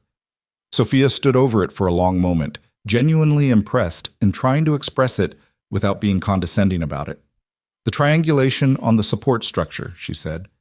Did you figure that out yourself? Lily looked up from the notebook with the expression of someone who has been waiting for the right question. Triangles don't bend, she said. Squares bend. If you use triangles for the support, it stays stiff under weight. Where did you learn that? YouTube and my dad. She glanced at Owen. He said the triangle thing, and then I looked up why, and now I know more about it than he does. Owen, from the kitchen where he was making coffee, said, That's an exaggeration. It's mostly accurate, Lily said to Sophia, in the tone of a reasonable adult being fair. Sophia sat down at the table across from the bridge and looked at it properly. It was genuinely well constructed, better than most children's projects she'd seen or could remember seeing, which she attributed equally to the applied geometry and the kind of focused attention that produced things that worked rather than things that looked like they should work. Is it going to hold the most weight at building club? She asked. Lily looked at the bridge with the assessment of someone who had done the math. Yes, she said. The second place one is Jamie's, and Jamie doesn't trust triangles. He uses rectangles. His bridge will look better, but mine will carry more. Function over aesthetics. Lily seemed to consider whether she agreed with this framing. I want mine to look good too, she said. But the weight has to work first. Everything else is secondary. Sophia looked at the 7-year-old who had named herself and built things and had opinions about structural integrity and thought about Owen saying she decides whether to be okay with things and then comes back with a position, and she felt something move in her chest that was specific and complicated and had nothing to do with merger timelines or board votes. She looked up to find Owen in the kitchen doorway, coffee in each hand, watching them both. He didn't say anything. He brought the coffee to the table and set one in front of her and went to stand beside Lily and asked her something about the anchor points. And Lily launched into an explanation, and the Saturday morning moved around them the way mornings did, normally, unremarkably, with the specific texture of people who were learning how to be in the same space. The investigation findings came out on a Tuesday, full and formal, 3 weeks after the internal review had begun. Nathan Cole was terminated for cause. The findings documented the document alteration, the board manipulation campaign, and the competitive contact. The state attorney's office confirmed they were reviewing the materials. The law firm's conclusion used language like systematic breach of fiduciary duty and deliberate bad faith, which were the kinds of phrases that had real legal weight and also the weight of plain truth. Sophia read the full report in her office with the door closed and thought about 5 years of lunches in the executive dining room and let herself feel angry about it for exactly 15 minutes, which was what she had. Then she sent it to Marcus and Eleanor and picked up the phone and called Paul Vance at Archway. The investigation's complete, she said. I'm sending you the summary now. I've heard preliminary, Vance said. It's significant. It is, but it's also complete, meaning it's behind us. A pause. You're ready to move. I've been ready to move, she said. I've been waiting for the documentation to match the readiness. Vance was quiet for a moment in the way of someone who was deciding something. Then, let's close this out, he said. My team will be in contact this week. She hung up and let herself sit with that for a moment, the particular quality of momentum after a long standstill, a thing in motion that had been still for too long. Marcus knocked and opened the door. He looked at her face and understood. Archway's moving? Yes, he exhaled. How close? Close enough that I need the merger working group back together this week. She was already writing. And I need the revised integration timeline from finance. I'll have it by end of day. Marcus. She looked up. You held this together when I was watching the boardroom and the investigation at the same time. That mattered. He looked at her with the expression of someone who didn't need the recognition but received it anyway, with grace. That's the job, he said. The job and the person aren't the same thing. He nodded and left, and she turned back to her desk. She had a company to close a merger for. She had a board to brief. She had an investigation summary to formally file and a communications plan to approve and an all-hands meeting to schedule for the following week. She had a Saturday, 2 days out, when a 7-year-old was going to find out whether her bridge held. She hoped it did. She realized, genuinely invested in the outcome, which was not the kind of thing she would have predicted about herself 4 months ago. Standing in the rain on a dark highway, stranded, alone, certain that stopping was for other people. She thought about what Owen had said that first night at the cafe, with a simplicity that had stayed with her. Sometimes the people who change your life most are the ones you never saw coming. She hadn't known then that he was talking about himself. She was starting to understand it now. Lily's bridge held 412 grams before anything moved, and what moved first was not a structural failure, but a single anchor wire that had been slightly undertensioned on the left span. The bridge itself held. The wire slipped. Lily noted this distinction to the building club moderator with the precision of someone who intended the record to reflect accurately what had failed and what had not. She won anyway. Jamie's bridge collapsed at 280. Owen told Sophia about it on the phone that evening, and she could hear in his voice the specific quality of pride that tried not to sound like pride and didn't quite succeed. She made the moderator write down that the bridge structure was intact, he said. She wanted it on the record. Good for her, Sophia said, and meant it entirely. She also said to tell you. Sophia was sitting at her kitchen counter with a glass of water and the merger integration timeline open on her laptop, and she closed the laptop. Tell her I said well done. Tell her the triangles worked. I will. A pause. How's the integration timeline? Complicated, but moving. She rubbed the back of her neck. Finance and operations have different assumptions built into their models, and reconciling them is taking longer than it should. We have a joint working session tomorrow with the Archway team, and I need the two sides speaking the same language before we walk in. What's the core disagreement? Revenue recognition on the enterprise contracts. Archway books differently than we do, and the combined entity needs a unified methodology, and both sides think their methodology is correct because both sides are used to their own system. Owen was quiet for a moment. Is it a principles disagreement or a practical one? What do you mean? I mean, do they actually think their method is more accurate, or do they think their method is more convenient, and they've been using it long enough that it feels like truth? She sat with that. The second one, she said after a moment. Almost certainly the second one. Then the conversation isn't about methodology. It's about getting both sides to admit that their system is familiar, not superior, and that a unified system benefits everyone even if it requires adjustment. He paused. Which is a different conversation than the one you've been having. She looked at the wall of her kitchen for a moment. You're right, she said. We've been having a technical argument about a preference issue. Yeah, that's a useful reframe. You would have gotten there, he said. Probably, tomorrow morning before the meeting. She picked up the water glass. Owen. Yeah. Well, I want to ask you something, and I want you to answer it honestly, even if the answer is complicated. A pause. Okay. What are we doing? The question sat on the line between them for a moment. She hadn't planned to ask it tonight. It had surfaced the way honest questions sometimes did, through the accumulated weight of all the smaller ones she hadn't asked. I think we're figuring that out, he said. That's not a non-answer, but it's close. I know. He was quiet, and she could hear that he was taking it seriously, not deflecting. What I know is that I want to figure it out. I haven't been in a position where I wanted to figure something like this out in a long time. He said it carefully, the way he said things that had weight. And I know it's not simple because of Lily, and it's not simple because of your life, and I'm not someone who pretends complicated things are straightforward. Neither am I. Then we're probably compatible on that. She was quiet for a moment. Lily told me her bridge was going to hold. She didn't say it would probably hold. She said it would. Yes. I respected that. The confidence without the bravado. She's had to learn that things can be both uncertain and worth building, Owen said. She doesn't always have the words for it, but she has the instinct. Sophia looked at the city outside her kitchen window, the lights familiar and various. I'm going to win the Archway meeting tomorrow, she said. I know. And after it, I want to see you both. Not a plan. Just whatever Saturday is, whatever Lily's building. She's moved on to a pulley system, he said. Phase 2 of a larger project. I'll be there, Sophia said.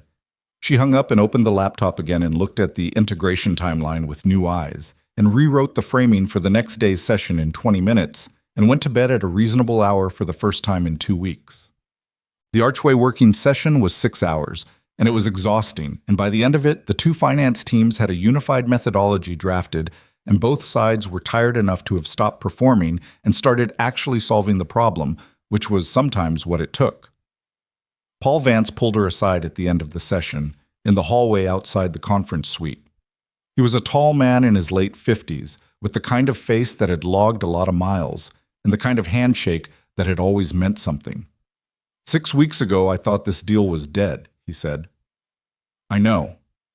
What you did, but the speed of the response, the documentation, the board situation, I've watched a lot of executives handle crises. He looked at her levelly. You didn't let it define the narrative. You got ahead of it and controlled it. I had help, she said. The consultant? He'd seen Owen in the boardroom materials. Yes, Vance nodded. Good instinct bringing him in. Good instinct keeping him external. He extended his hand again, formally this time.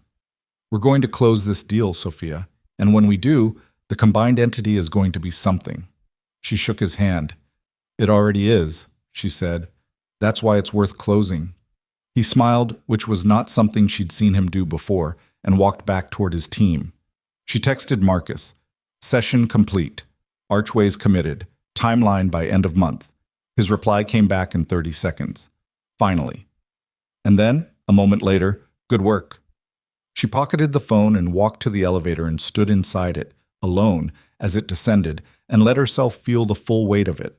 Not celebration exactly, but the specific gravity of a thing that had almost been lost and had been held.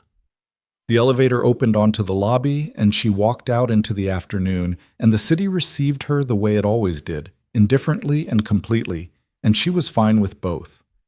The weeks that followed had a quality she hadn't experienced in a long time, which was normalcy, not the absence of difficulty. There was still work, still pressure, still the daily machinery of running a company that was now in the final stretch of the largest transaction of its history. But the difficulty was proportionate, the kind that came with the territory rather than the kind that arrived from ambush, and that difference was more significant than it sounded. She and Owen settled into something that neither of them had formally named, which was by mutual unspoken agreement because naming things prematurely was a form of pressure neither of them wanted to apply. Saturdays in Eastgate when her schedule allowed. Dinners on occasional weeknights. Phone calls in the evenings when Lily was asleep, and they were both at the end of their separate days, and it was easier to talk than not to. She learned his rhythms. He learned hers. The learning was not always easy.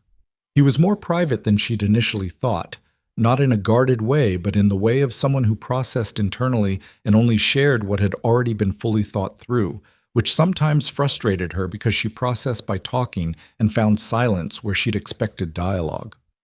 She told him this once, directly, because she was not someone who let useful information sit unspoken. I know, he said.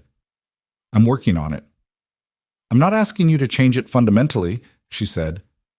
I'm just naming that it's an adjustment. Noted, he said. And then, a moment later, what are you working on? That's an adjustment for me.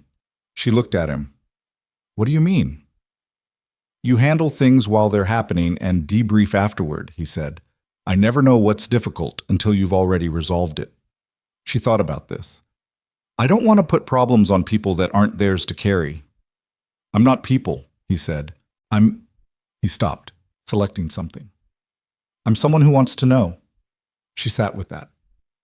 Okay, she said. I'll try to be less resolved before I arrive. I'll try to be less internal before you ask." They looked at each other, and both of them found the arrangement somewhat absurd and completely acceptable, and she thought, not for the first time, that this was what people meant when they said compatible, which wasn't the same as effortless, which she had stopped believing in sometime in her mid-20s.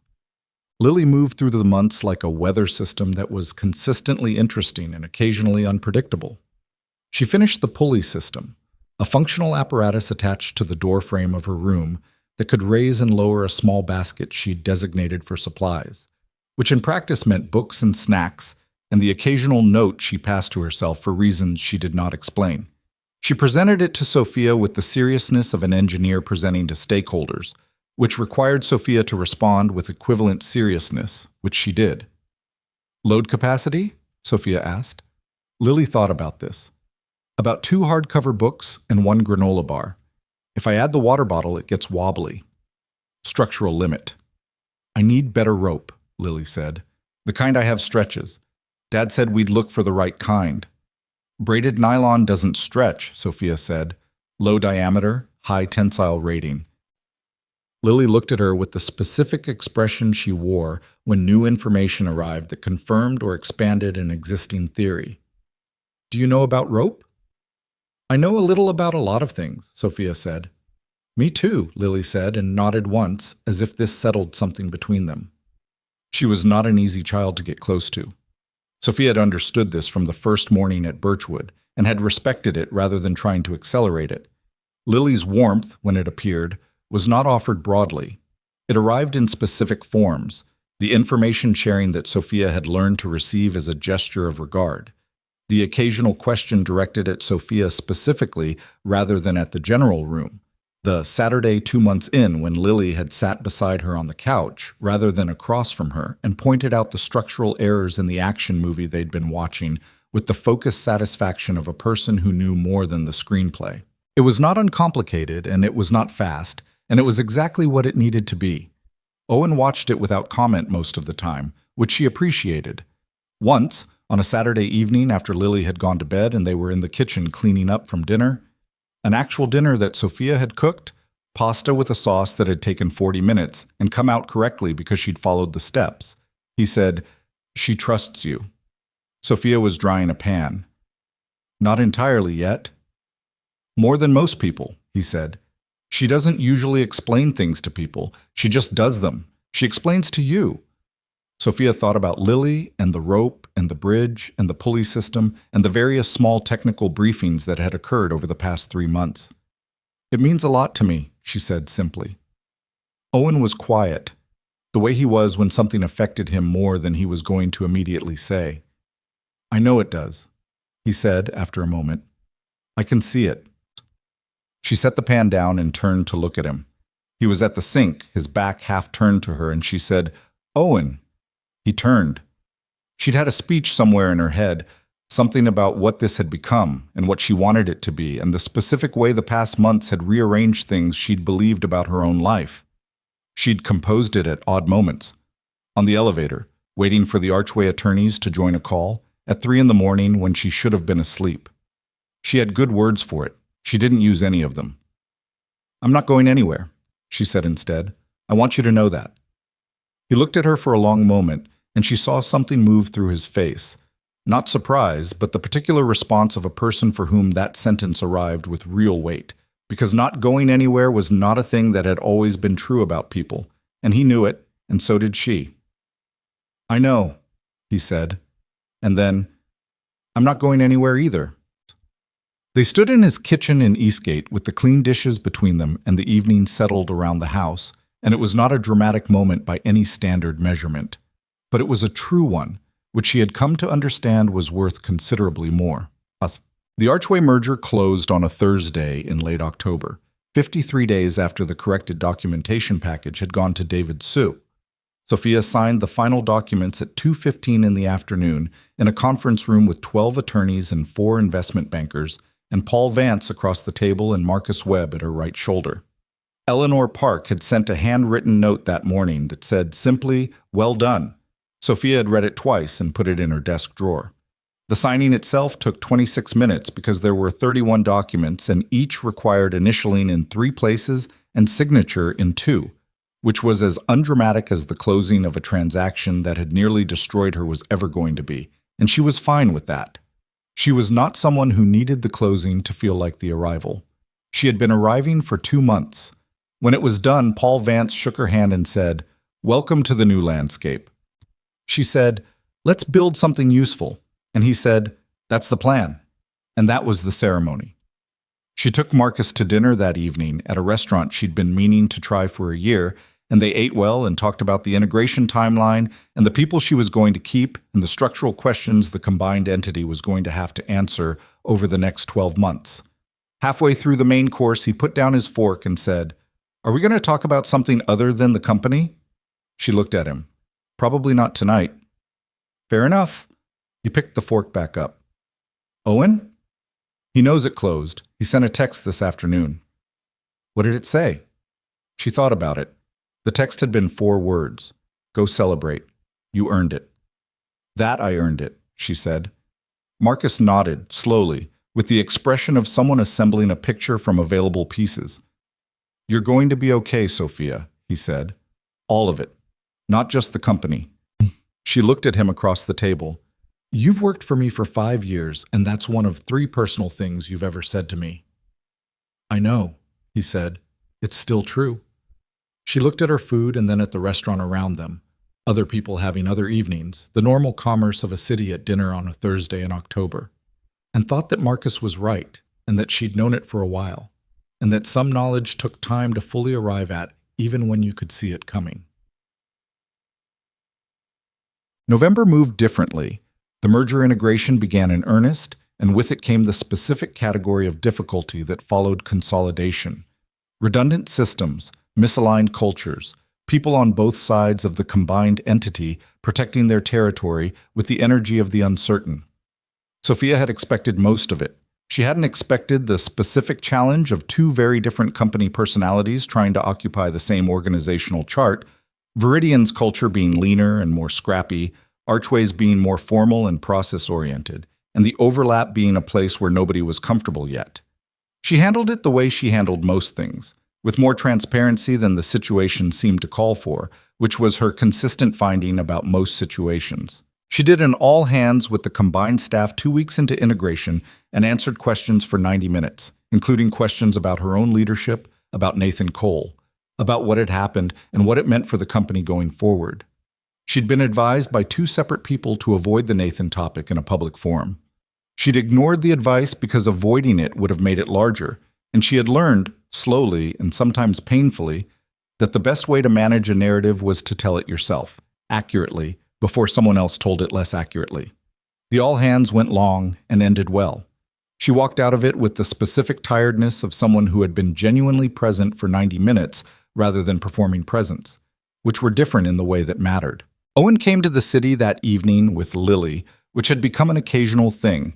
Sometimes the Saturday visits ran in the other direction, and Lily had opinions about certain restaurants near Sophia's apartment that she'd formed with the authority of someone who had eaten at 3 of them and extrapolated.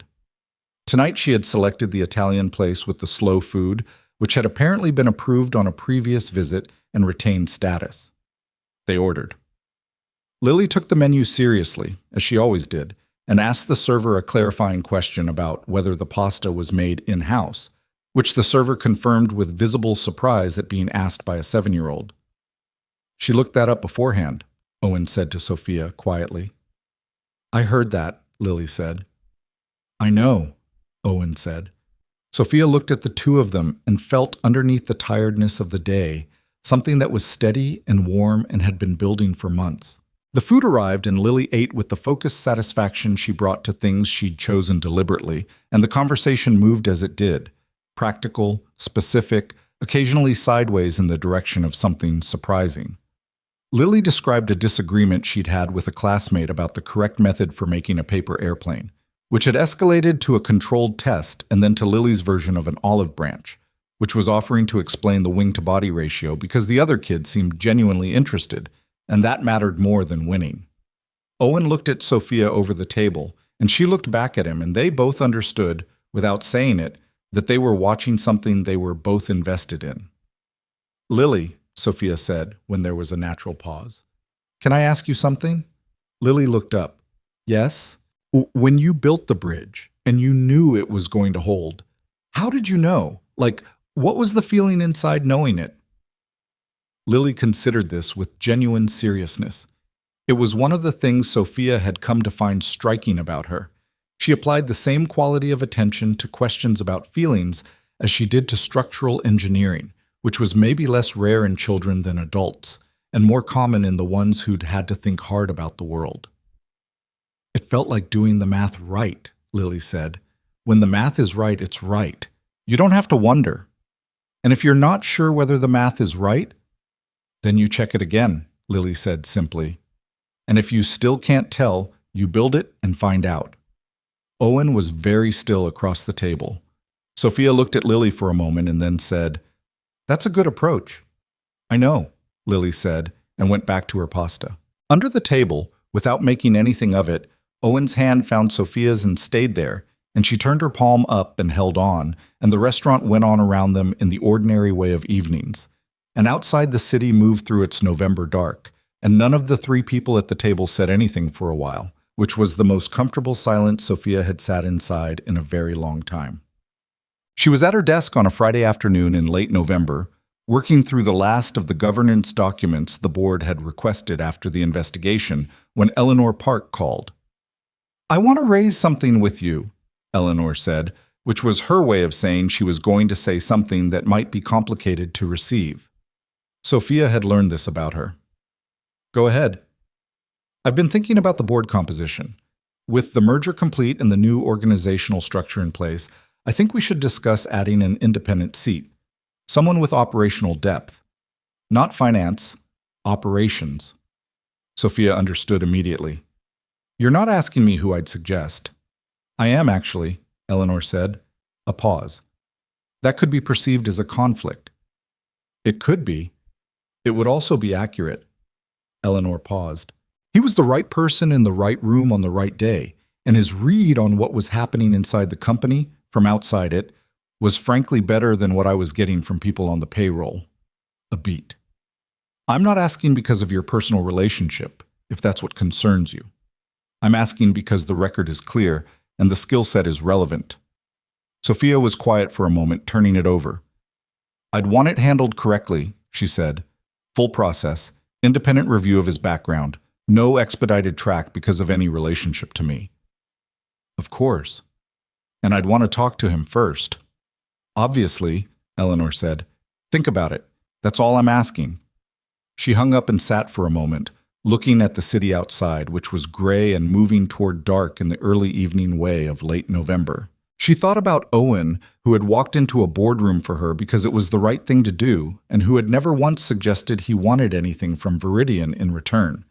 She thought about what he'd do with the question when she asked it. She thought about Lily's answer at dinner, build it and find out. She picked up her phone and sent a text. "Are you free this weekend? Not a Saturday plan. I need to talk to you about something." His reply came back in a few minutes. "Sunday. Lily's at her grandmother's. Come to Eastgate." She typed, "Okay." She put the phone down and looked at the governance documents and worked until 7, which was earlier than usual, and went home through the November city and thought about the past 4 months, the highway, the park bench, the boardroom, the bridge, the kitchen, the hand under the table at the Italian restaurant, and thought about how none of it had been linear and all of it had been true, and that the two things being simultaneously accurate was something she was only recently old enough to appreciate. Sunday came gray and cold, the kind of late November day that committed fully to its bleakness and had a certain honesty in that. She drove to Eastgate and parked outside Owen's building and sat for a moment in the car, which she recognized as stalling and did anyway for exactly 30 seconds. Then she got out. He opened the door before she knocked, which meant he'd heard the car, and he looked at her. Coat, scarf, the expression she apparently wore when she was about to say something important, and stepped back to let her in. The house had the specific quality it got when Lily was absent, which was quieter in a way that was not emptiness but presence of different kind. She sat at the kitchen table where the pulley basket was visible through the doorway and the remains of Lily's current project were organized along the far counter. Wood pieces, clamps, a notebook open to a diagram. He made coffee without asking and set it in front of her and sat across from her and waited. "Eleanor called Friday," she said. "She wants to add an independent operational seat to the board." He was quiet. "She suggested you," Sophia said. "I want to be clear that I didn't suggest it, and I'm not lobbying for it. She came to the conclusion herself based on the record." Owen looked at her steadily. "What do you think?" "I think it would be handled correctly if done correctly," she said. "Full process, independent review, no shortcuts. And I think if you wanted it, the record supports it, and you'd be good at it." She paused. "I also want to be honest that it would be complicated, because of us, whatever us is, and I don't know whether complicated is the right thing to add right now." "You're asking me to make a decision based on what it does to something we haven't named yet," he said. "Yes." He was quiet for a long moment, the way he was when something was being genuinely considered and not just processed. She waited because she had learned by now that waiting was what the silence asked for. "Can I say 2 things?" he said. "Please." "First, I appreciate that you told me exactly how it happened instead of a version that was easier." He looked at her. "You could have framed it differently. You didn't." "I told you I'd try to be less resolved before I arrived," she said. "You have been." He paused. "Second, what I want from the next part of my life is not something that fits cleanly into the question you just asked me. But what I know is that it involves you and Lily and work that means something, and it doesn't involve keeping things separate from each other because they look complicated on paper." She looked at him across his kitchen table in the November gray. "That's not a small thing you just said." "No," he agreed. "It's not." "Owen?" She stopped. "I know," he said. "I don't think you do," she said. "I came here to ask you about a board seat, and what I actually want to say is that the past 4 months have been the most... I felt less alone in the past 4 months than I have in years, and I'm not good at saying that kind of thing without editing it first. And I'm not going to edit it because you asked me not to be resolved before I arrive." She looked at him directly. "That's what I came here to say. The board seat is secondary." He was very still. "You can say something," she said. "I know," he said. He stood up from the table, which surprised her, and walked around to her side of it, and she looked up at him. This man from a dark highway who drove an old truck and whose daughter checked the pasta boiling time. And he said, "I've been trying to figure out how to say something like that for 2 months. And the math is right," he said. "I'm sure of it." She stood up, which put her close enough to him that the kitchen felt different, and she said, "Lily's answer." "Her answer was better than mine was going to be," he said. She looked at him, and he looked at her, and she thought about stony highways and broken suspensions and all the fragile, improbable connections that had to hold in order for 2 people to end up standing in the right kitchen on the right gray Sunday, and none of it was smooth, and all of it was real, and she reached up and put her hand against his jaw, and he put his forehead against hers, and they stood there in the gray November light, not saying anything more, because some things were past the point where words were the right tool. Outside, the city did what it always did. Inside, something that had been building for 4 months arrived at a place that felt simply like ground, solid and testable and worth standing on. The weeks after that Sunday in Eastgate had a different quality than anything that had come before them. And Sophia noticed the difference the way you noticed a change in air pressure. Not dramatically, not all at once, but as a persistent shift in the atmosphere of ordinary days. She had been, for most of her adult life, a person who lived in forward motion. The next quarter, the next deal, the next problem to outpace. She had built an entire professional identity around the idea that stopping was dangerous, that stillness was something you earned after the work was done, and that the work was never quite done. It had served her well.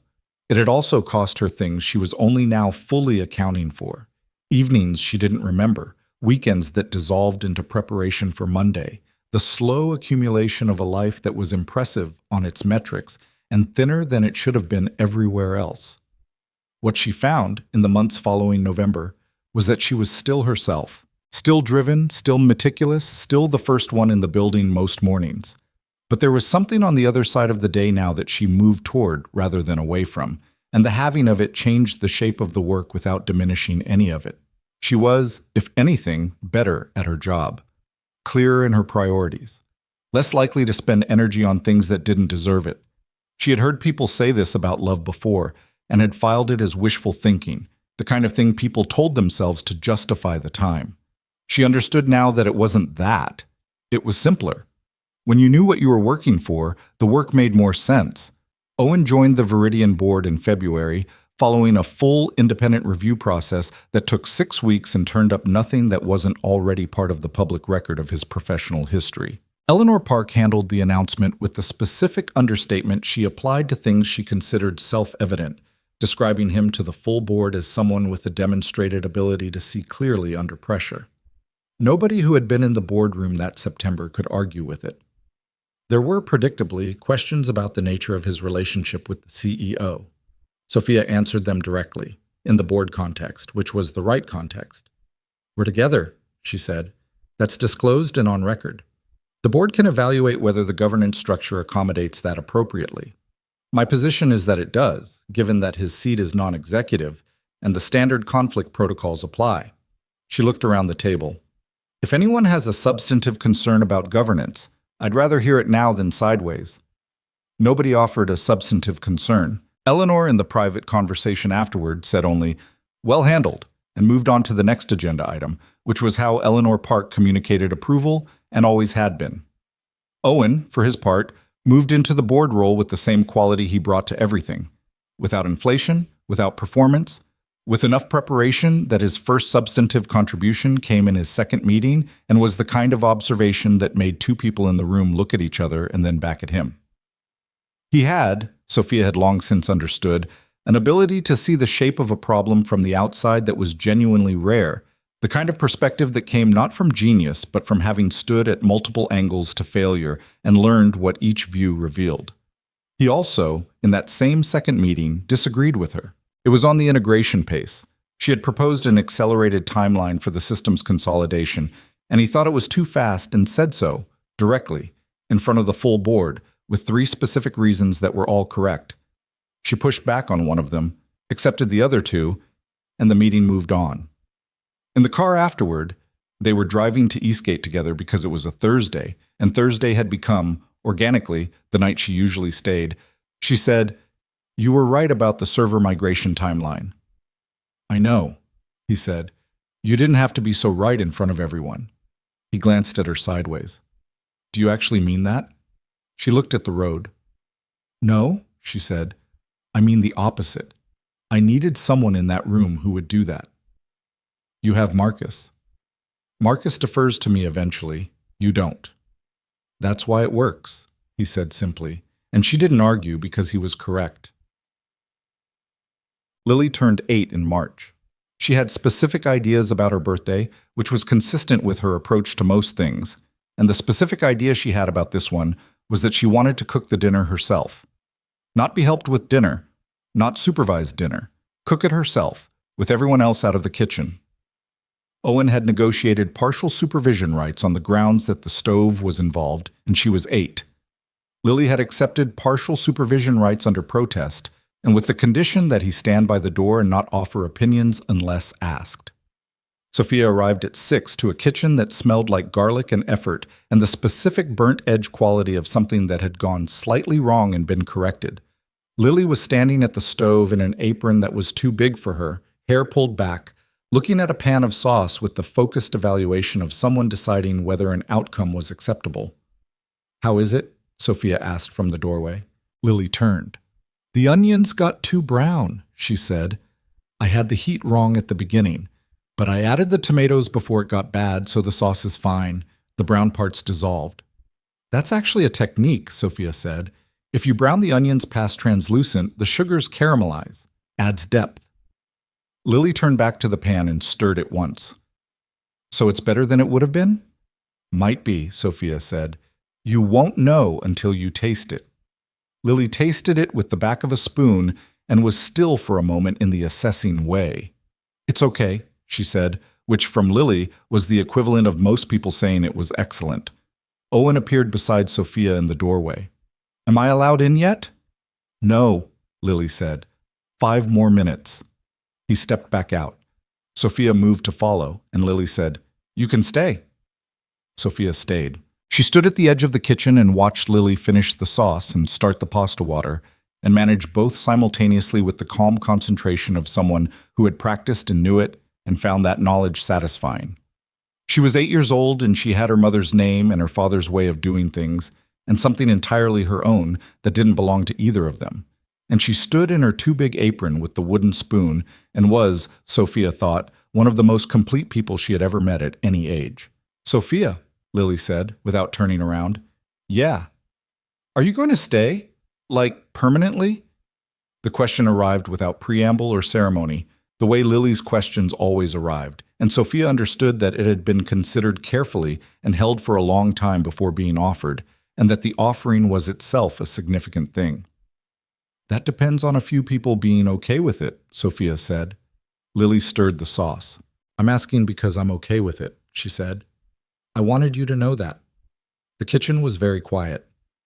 "Thank you, Lily," Sophia said, and the words were simple and accurate and nowhere near sufficient, and somehow exactly right. "The pasta's going in," Lily announced, and the moment moved into the practical business of dinner, and Sophia stood in the kitchen on a March evening and felt the specific weight of being received by someone who did not receive people easily, and understood that it was one of the most significant things that had ever happened to her. Owen proposed in June. Not at dinner, not in a restaurant, not in any setting that had been prepared or arranged for the purpose. It happened on a Tuesday evening at Sophia's apartment, which had become as much his space as hers over the months. His coffee thermos on her counter, a collection of Lily's drawings on a refrigerator held up with the magnets Lily had selected specifically for the purpose. The foam dinosaur from the truck's dashboard relocated, without explanation, to Sophia's windowsill where it had been for 4 months. They were washing dishes after a dinner that hadn't been planned as anything.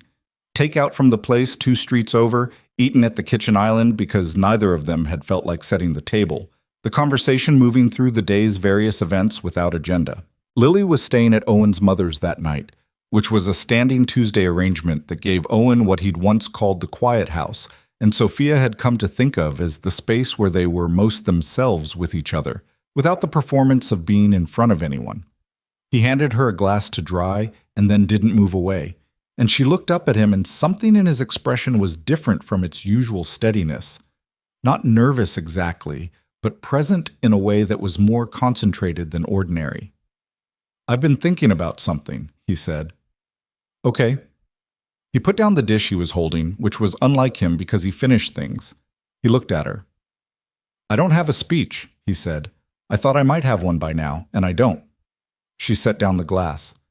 "I know what I want," he said. "I've known it for a while. I want you in this, all the way. I want Lily to have what she said she wanted in the kitchen on her birthday. I want to build something that isn't a company and isn't a project and has a different kind of staying power than either of those." He paused. "I'm not good at the decorative version of this." "I know," she said. "That's not what I want." He reached into his pocket. Not a production, just a man reaching into his pocket, and held out a ring that was not elaborate, that was a single clean stone in a setting that had chosen proportion over statement, and it was exactly right in the way that things were right when someone had paid attention rather than tried hard. "I want to marry you," he said, "if you want that too." She looked at the ring and then at him and thought about a stormy highway and a foam dinosaur and a backup index and a bridge made of balsa wood and a kitchen full of someone else's pasta and the math being right and build it and find out and all the improbable sequence of things that had arranged themselves into this Tuesday evening at her kitchen sink. She also thought about Cora, who had been real and had been loved and was not replaced by any of this but was present in Lily and in Owen's particular quality of knowing what mattered and not wasting time on what didn't, and she thought that honoring that was part of what she was choosing. "Yes," she said. It was the only word she had, and it was the complete answer. He put the ring on her finger, and she looked at it for a moment and then at him, and he held her face in his hands the way he did when he meant to be fully present, and neither of them said anything for a while because the occasion had already said what it needed to. They told Lily the next morning. Owen drove to his mother's to get her and brought her back to Sophia's apartment, and Lily came in with her backpack still on and looked at the two of them standing in the kitchen, and then at Sophia's hand, and then back at her father. "Is that what I think it is?" she said. "Yes," Owen said. Lily looked at Sophia. "You said yes?" "I said yes," Sophia said. Lily put down her backpack with the careful deliberateness of someone who is managing their reaction and not ready to be observed managing it. She was quiet for a moment that lasted long enough that Sophia's chest tightened. Then Lily crossed the kitchen and hugged Sophia, which she had done before, but not like this. Not with both arms and her whole small self and the specific quality of something that had been decided and was now being expressed. Sophia held on, one hand on the back of Lily's head, and looked at Owen over her, and his face was doing the thing it did when he was beyond the reach of the controlled expression, and the real thing was visible underneath, and she thought that whatever the tab had been and however long it had run, this was the settlement. This was the equalization, and it was worth everything that had preceded it. "Okay," Lily said, pulling back and composing herself with the dignity she always recovered quickly. "When?" "We haven't decided yet," Owen said. "You should do it in the fall," Lily said. "Summer is too hot, and winter is slippery." "Fall it is," Sophia said. Lily nodded, satisfied, and went to look in the refrigerator. The wedding was in October, which satisfied Lily's meteorological requirements and which turned out to be exactly right for other reasons too. The light that month had a quality that belonged specifically to that season, low and warm, the kind of October afternoon that knew it was brief and delivered itself completely because of it. It was small. Sophia had been to large weddings and had found the scale oppressive in a way she'd never fully articulated, the performance of the thing overwhelming the substance of it. What she wanted was the people who had actually been present for the story, and the list of those people was shorter than a wedding planner would have preferred, and exactly correct.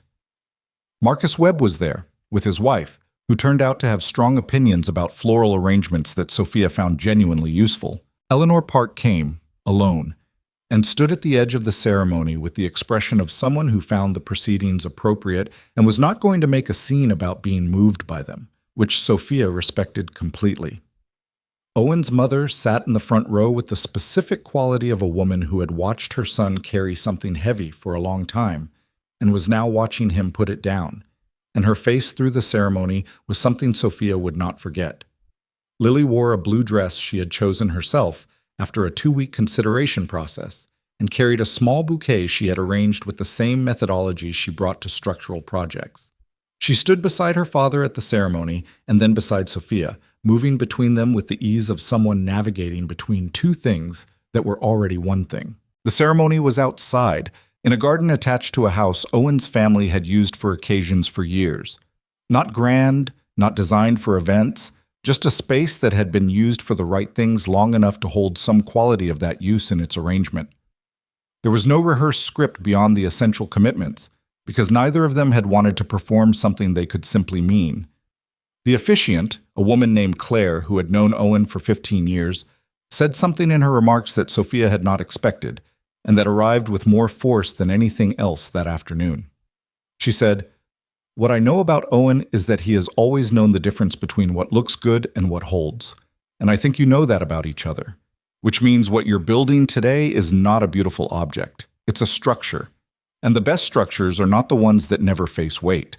They're the ones that were built knowing they would."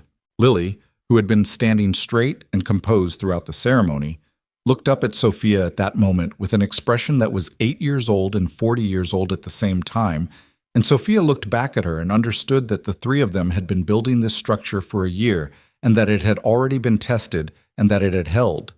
She and Owen said what they meant to each other in words that were not perfect.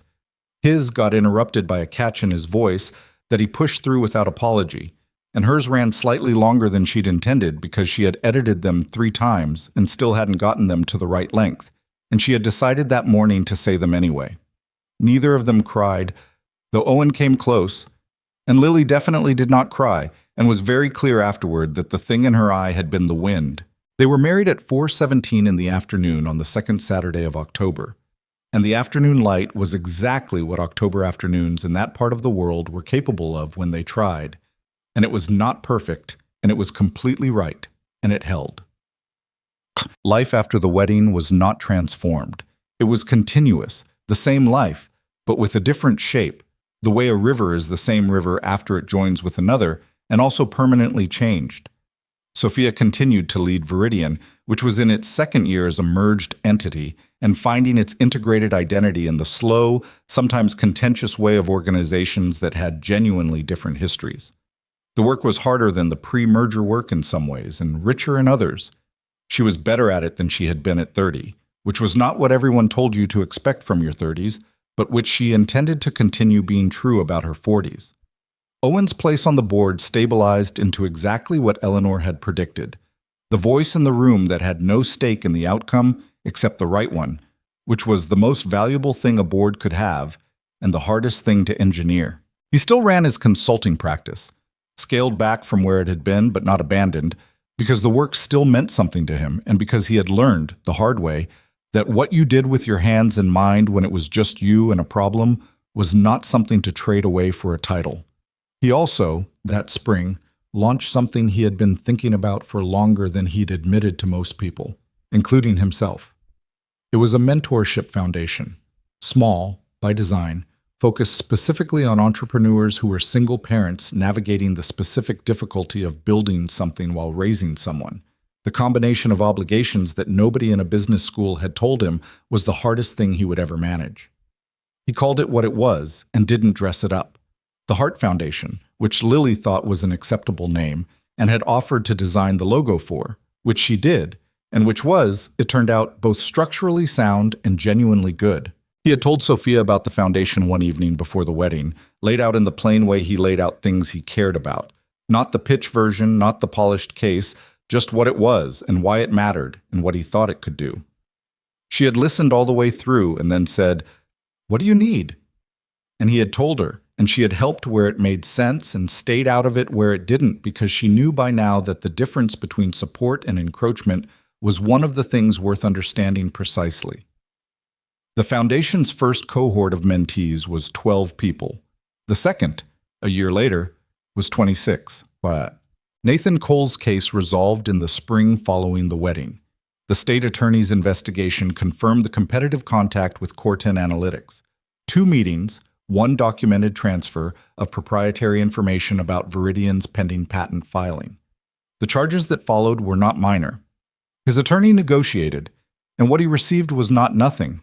A settlement that included a substantial financial penalty, a 5-year bar from serving in executive or fiduciary roles in any technology company, and a formal judgment that would follow him wherever his professional record went. Sophia was not present for the resolution.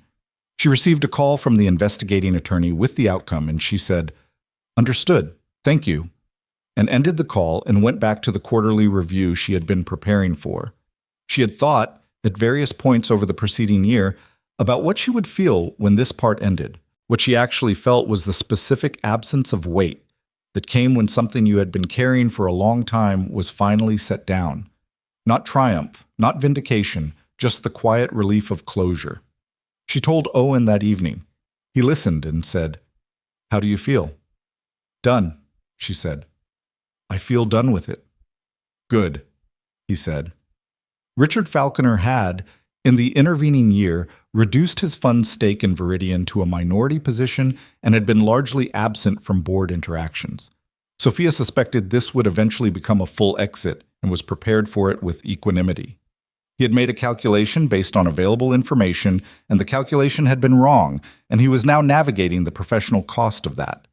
She did not have excess energy for anything beyond professional neutrality toward him, and did not pretend otherwise. What she had come to understand about betrayal, the large kind, the sustained, deliberate kind that Nathan had practiced, was that it didn't actually change the calculus of trust in the way she had initially feared it would. She had worried, in those first weeks after the boardroom, that what had happened would make her smaller in her willingness to rely on people, that she would carry Nathan as a permanent argument against openness. What she found instead was that it had sharpened her rather than closed her, made her more accurate rather than more defended. She knew better now what to look for and what to look past, and the knowing was not armor but precision, which was a different thing entirely. She had told a group of young executives at an industry forum, the spring after the wedding, something she hadn't planned to say but which surfaced because the question that was asked deserved a true answer rather than a polished one. Someone in the audience asked how you rebuilt institutional trust after a significant internal betrayal, and she had said, "You don't rebuild it. You build something new with better materials and a better understanding of what the original design got wrong. The mistake is thinking trust is a structure you restore. It's a structure you keep building. The moment you think it's finished is the moment it starts failing." The room had been quiet in the way that sometimes meant people were writing something down. She'd meant every word.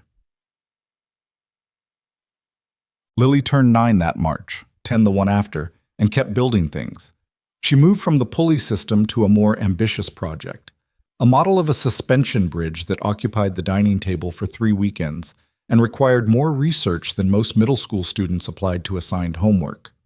She presented her findings on cable tension to Owen and Sophia with a whiteboard she had acquired specifically for the purpose and used with the confidence of someone who had already answered her own questions and was now sharing conclusions rather than seeking approval. "The cables don't pull up," she explained, moving the marker with purpose. "They pull out. The towers push down and the anchorages hold the cables from the sides. The deck hangs from the cables. The whole thing is a balance of tension and compression. Remove one and the other has nothing to work against." Owen, who had heard variations of this 3 times during the research phase and had learned to receive each iteration as complete in itself, said, "What happens if one anchorage fails?" Lily looked at the diagram. The cable goes slack on that side. The deck tilts. The towers become unbalanced. Eventually, the whole span fails. She paused. "The anchorages matter more than the towers. Everybody looks at the towers." Sophia looked at the diagram and thought about companies and people and the specific invisible supports that mattered more than the visible impressive things, and thought that Lily had arrived at something true about more than bridges. "You should be an engineer," she said. Lily considered this seriously. "Maybe," she said, "or I might do something else. I want to know how things work first and then decide what to do with it." She looked at Sophia with the direct gaze she'd had since the beginning. "You know how companies work. Dad knows how they fail. That's different kinds of knowing." "It is," Sophia agreed. "I want both kinds," Lily said, and turned back to her whiteboard. Owen caught Sophia's eye over Lily's head, and she saw in his face what she had come to know as his version of "I told you she'd be okay." That specific warmth that arrived without performance and stayed as long as it was true. She looked back at her daughter. The word had arrived in her thinking sometime in the fall and had stayed without fanfare, because that was how the right things arrived, not with announcement, but with the quiet authority of the accurate, and thought about what it meant to be trusted by someone who did not give it freely, and what it cost, and what it was worth. It was worth more than she had words for. That was fine. Some things were larger than their description, and you carried them whole rather than reduced. There was a moment, sometime in the 2nd year after the wedding, that Sophia returned to in the years that followed when she thought about what it meant for a life to go right. It was an ordinary evening in October, the anniversary month, and the 3 of them were in the Eastgate house. She thought of it as her house now too, which had happened gradually and then completely, the way most of the real things had happened. Lily was at the kitchen table working on something. Owen was reading, legs stretched out, in the chair that had absorbed his particular shape over the years. Sophia was on the couch with her laptop, working through a document that required attention and was receiving it. None of them were talking. The television was off. Outside, the October evening was doing what October evenings did, and the house held the specific quality of a space that had been used for something good long enough that the goodness was in the walls. Lily looked up from her work and said, to nobody in particular, "This is nice." Neither Owen nor Sophia said anything immediately. Then Owen said, "Yeah." Lily went back to her work. Sophia looked at the screen of her laptop and then at the room around her, at the foam dinosaur on the windowsill, at Lily's drawings on the refrigerator, at Owen's reading posture, at the whole ordinary and unrepeatable arrangement of the evening, and understood, with the particular clarity that didn't require drama or ceremony or the presence of anything exceptional, that she was exactly where she was supposed to be. She had built a company from nothing, She had defended it from someone who tried to take it from the inside. She had found, on a dark highway in the rain, the beginning of something she hadn't known she was looking for. She had sat in a boardroom and watched the truth do what truth does when it's properly documented and clearly presented. She had learned that the people who change your life most arrive without announcement, that they show up as foam dinosaurs and cold coffee and a 7-year-old who trusts triangles, and that you can't prepare for them and can't earn them and can only be present enough to receive them when they come. She had learned that partnership was not what you had when everything was working. It was what you had when things weren't working, and the two of you stayed at the problem together anyway. She had learned this from Owen, who had taught it without intending to, by simply being the version of himself he had worked hard to become and not presenting any other version for approval. She had learned from Lily that the question of whether something holds is not answered by looking at it. You find out when weight is applied, and that the right response to uncertainty is not to build lighter, it's to build better. She had been building better. The document on her laptop waited. She finished the paragraph she'd been working on, closed it, and set the laptop on the cushion beside her. Lily looked up. Done? For tonight, Lily nodded. I made something today in math that I want to show you. It's about how probability works when you don't know all the variables. Show me, Sophia said, and Lily brought her notebook to the couch and sat beside Sophia and explained, with her characteristic precision and the specific warmth she showed to people she had decided were worth explaining things to. And outside the October evening settled into night, and the house held what it held, and it was not perfect, and it was not finished, and it was everything.